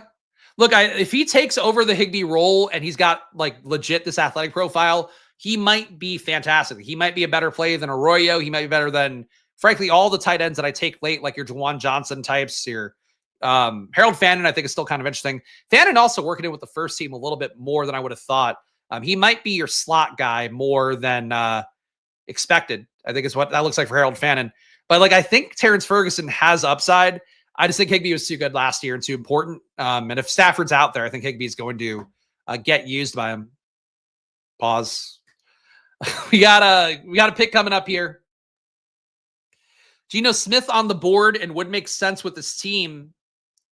But do we need Geno Smith? I think it just depends what's here. This guy really thinking about it. We love when people use the whole clock. Or he times out on Geno Smith, probably. I think I've taken Adam Thielen in every draft today, and I guess that continues on here. Adam Thielen, wide receiver 6, full point PPR. No Bryce Young with this one, but I think we just need a little more projection here. So Adam Thielen at pick 175. I'm pretty comfortable with that. And we got another pick coming up at 186. So right now, a 2-5-6-2. Allen, Herbert, Derrick Henry, Kenneth Walker, Joe Mixon, Trey Benson, and Braylon Allen. At wide receiver, Nico Collins, Zay Flowers, Jacoby Myers, Keon Coleman, Rashad Bateman, Adam Thielen, Sam Laporta, and Dalton Kincaid are our 2 tight ends right now. So we could still take pretty much another RB for sure. I think will be a part of this.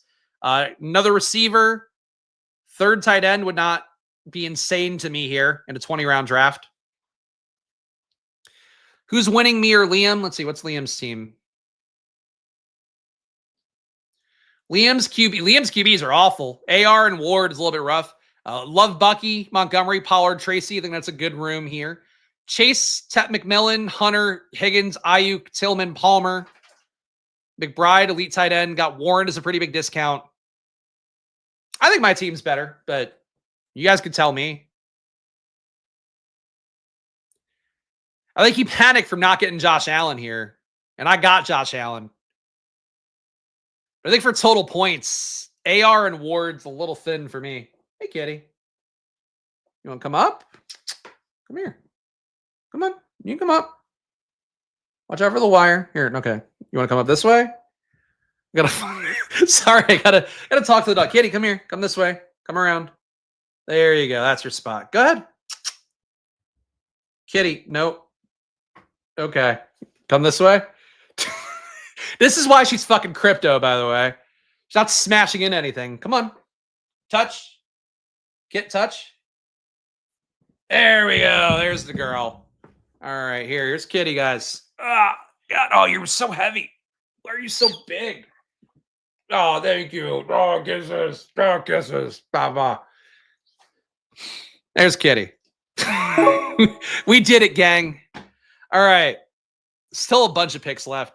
Chigakonkwo, Roshan Johnson. I think Roshan Johnson, to me, is a tier break at RB where all the RB clicks are going to get much worse. We don't really need the 3rd tight end desperately. So Chig here. Somebody else can take that. I'm going to go Roshan. Find it hard to believe that Roshan won't end up being the hammer back for Chicago this year. Kitty, why are you licking the table? Here, move over here. Oh God, stop whining. Okay. You go here. Sit here. There we go. All right. We're doing great. We're doing great, guys. Let's give this team a read. Thank you, Trey. Solid drafted team. Thanks for the stream, dude. I appreciate it, Trey. Appreciate you hanging out. Good chats, too. Appreciate you being in the chat. All right, so the team right now, we got Josh Allen, Justin Herbert as our QBs. We got nothing stacked up with Herbert, so that's really the one thing I fucked up here. Henry, Walker, Mixon, Benson, Braylon Allen, Roshan Johnson. Could add a 7th on here, and I think I'm going to do something creative with that. Receiver, Nico Collins, Zay Flowers, Jacoby Myers, Keon Coleman, Rashad Bateman, and Adam Thielen. Definitely need more at receiver still, but fucking not a lot left. And a tight end, Sam Laporta, Dalton Kincaid. Tight end is clean. QB clean. RB top group is pretty strong, I think. And I do like Roshan as RB6. Like the Nico Zay stuff. Myers feels more like a 4 than a 3. Keon feels more like a 5 than a 4. But that's whatever. That's critiquing myself probably harder than I would for other people. Okay. Maybe Higbee on cumulative points, but Ferguson on UD/DK. It's possible. It's definitely possible. Like Higbee, he's old. He got hurt last year. He could easily get hurt again, and Ferguson coming in for that role. But like, frankly, the Rams. Oh, Lambert Smith went. Lambert Smith went around 16. No fucking chance am I taking Lambert Smith. Fuck you guys. Just no correlation for Justin Herbert here. That's fine. He gives a shit. Unbelievable. What is Lambert Smith going to be? Like, what do people think Lambert Smith's going to do? Is he going to pass up Quentin Johnston and Trey Harris? Is that what people are envisioning here? Is he going to pass up Ladd McConkey too? Is he going to survive Keenan Allen being added to the scene potentially? What is Lambert Smith going to give you guys? You need to take him in around 16 unstacked. Is it because he's a name you just saw? Is that why? There's got to be better ways to draft. There's got to be. I hate it. Of course, I'm personally aggrieved by it, but come the fuck on. Today was a day. If you're ever going to get me to take Lambert Smith, today was the day. It's not happening. Arroyo's hanging around here. We don't really need the third tight end, but I'm going to take it with Arroyo. I feel pretty good about him at pick 199.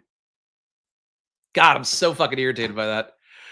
Snipe Lambert to make sure I didn't get him. That's true. It's true. That was the key for me winning this tournament, was going to be getting Keandre Lambert Smith. That one touchdown he had in the preseason was going to count for so many points in this tournament here on Drafters for the regular season. But no, none of that. I think it's part of it too. Is like people hear KLS and they're like, "Oh man, it's so sick. He's got a nickname. He's got an acronym. You got to take this guy in 15th round, basically." No, he's taking him basically the 17th round. But still, fuck him. Fuck him. What is this guy's team? He's got Lamb, Higgins, Jameson Williams. I like that start. The RBs are not the best with Chuba, Pacheco, Mason. He's got Shaheed and Douglas.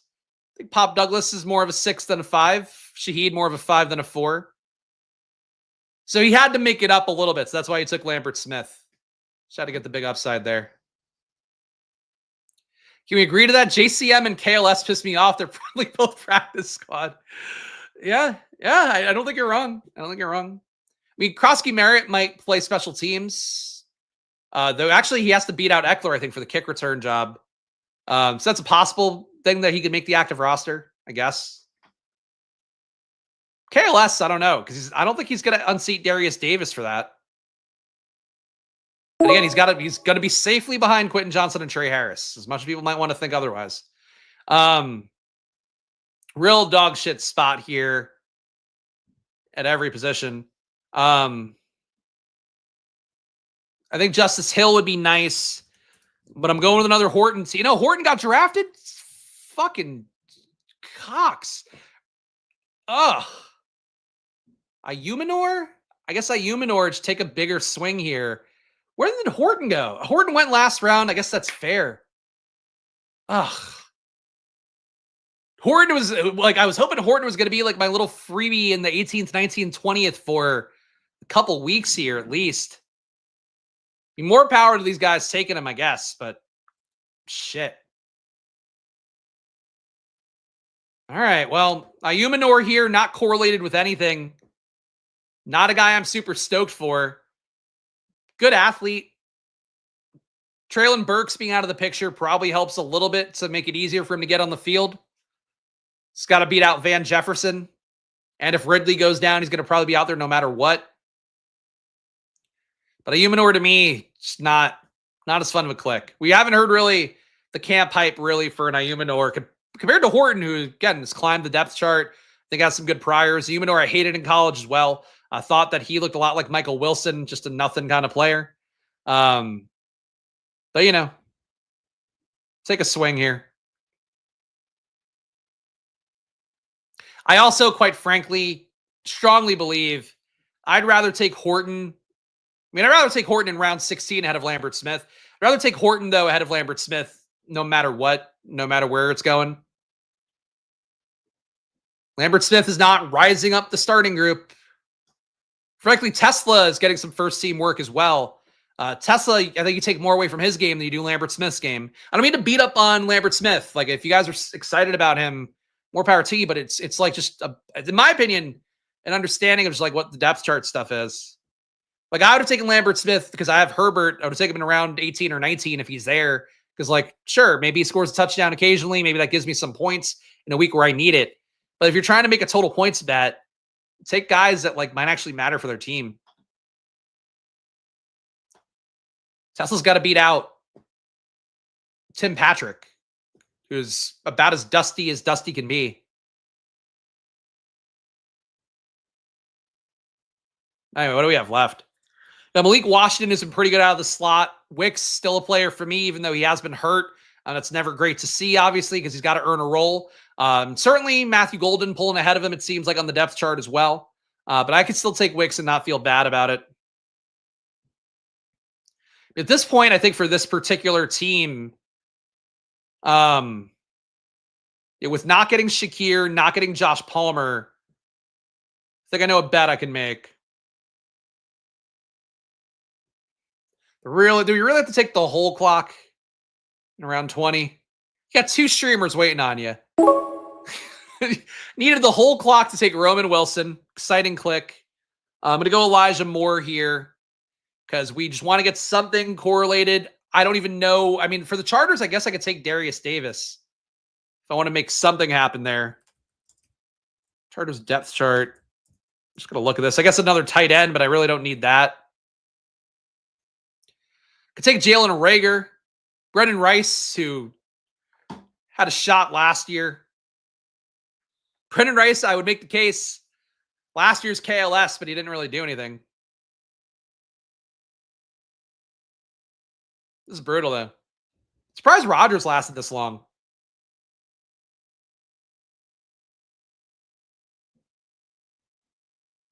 Like, this room being pretty QB aggressive, to get Rodgers in round 19 is pretty nice. Is Gadsden gone? I mean, I don't want a 4th tight end here. I feel like Laporta, Kincaid, or Royo bet's good enough. Gadsden's not going to be, he's a tight end. I spell? Oh, no, it's what is, how did I misspell this?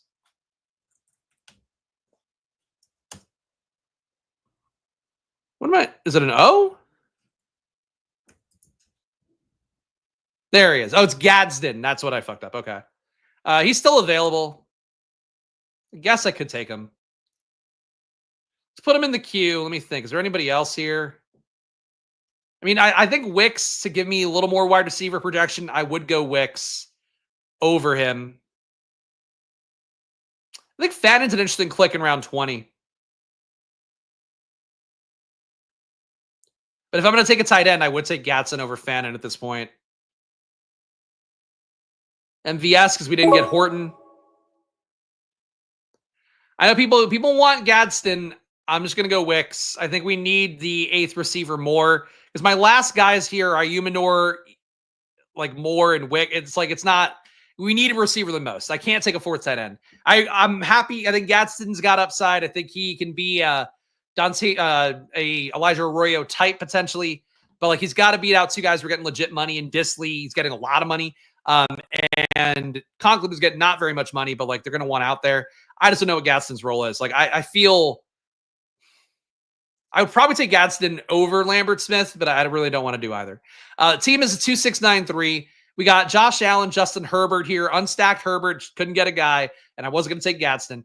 At RB, Derrick Henry, Kenneth Walker, Joe Mixon, Trey Benson, Braylon Allen, and Roshan Johnson. I love getting Mixon at pick 100. I really strongly feel good about that. It's really the main thing. Receiver, Nico Collins, Zay Flowers, Jacoby Myers, Keon Coleman, Rashad Bateman. The top 5 works for me. I think could have been a little bit better with one more guy in there. Of a little bit better capital than Jacoby Myers. Adam Thielen's wide receiver 6. And then we had to take 3 receivers because I just don't think Thielen's good enough. Wide receiver 6. At tight end, Sam Laporta, Dalton Kincaid, or Elijah Arroyo here. Look, I like the bets. I would have liked to have gotten Herbert stacked up. Instead, we got him as just a decent unstacked value. I think the team plays. But that's a try draft-a-thon for today, guys. Make sure to go hit that like button, subscribe. Also, make sure to go check out, well, purely flash that. Make sure to check out Drafters, too. Just saw me draft on here. And really, the biggest thing I could say for you guys is that I finished top 100 one year, finished top 10 in playoff best ball, putting barely any entries in, only 3 on stream. I think your winnings will be big if you put your money in on Drafters. And right now, the tournament being under halfway filled, under 40% filled, I think, you're going to have your money go a little bit further. So check it out, drafters.com. Download the Drafters Fantasy app, but check it out and use that promo code SPLASH because it does support the show and also will support your bankroll. You get the $100 deposit match and a bunch of free entries as well. If you start putting in 10 or more entries on Drafters and do the consecutive days draft stuff too, you're going to get some free entries along the way on Drafters as well. Join the channel if you want to get access to the Discord here. $5 to join the channel. You get in the Discord there. You can see all my takes. Every tweet that I see it's interesting. Every athletic report I screen grab myself and put in there. I even put actual memberships, The Athletic, in there when I re-up for the year. and had some free ones. So that's what you get on the Discord. It's a good community here, and I want you to be a part of it if you are a person who enjoys this show, because having a good community here, it's not too big, not too small. It's the size of the rocking of the ocean for the Discord. That's what we're looking for. It's not the size of the boat. But that was not how that phrase should go. But join the Discord here. It is a nice community we're building there, and really, it's something I put time towards, and that's all I can tell you guys. If you are watching the show, gamble responsibly, guys, even though it is always money time here. Check me out at 3 p.m. on Stochastic. Do another best ball draft on there, and I'll see you guys hopefully on there as well. So enjoy your days. Where's the media thing is broken here. Enjoy your days. Good luck. It's not scrolling down in this area. I can't play a GIF or anything. I can't play the outro. Wait, I got to close everything to play the outro? What the fuck's going on here? Hold on. I need to play the outro, guys. This is my OCD. It like legit won't let me scroll down. Why is that? What is going on? Let me stop sharing. Maybe that'll work. No, I can't play the splash play outro. Oh, this is so stupid. Like hit this button? No. All right, well, fuck it. I just have to exit. Cold exit, guys, but I'll see you at 3 p.m.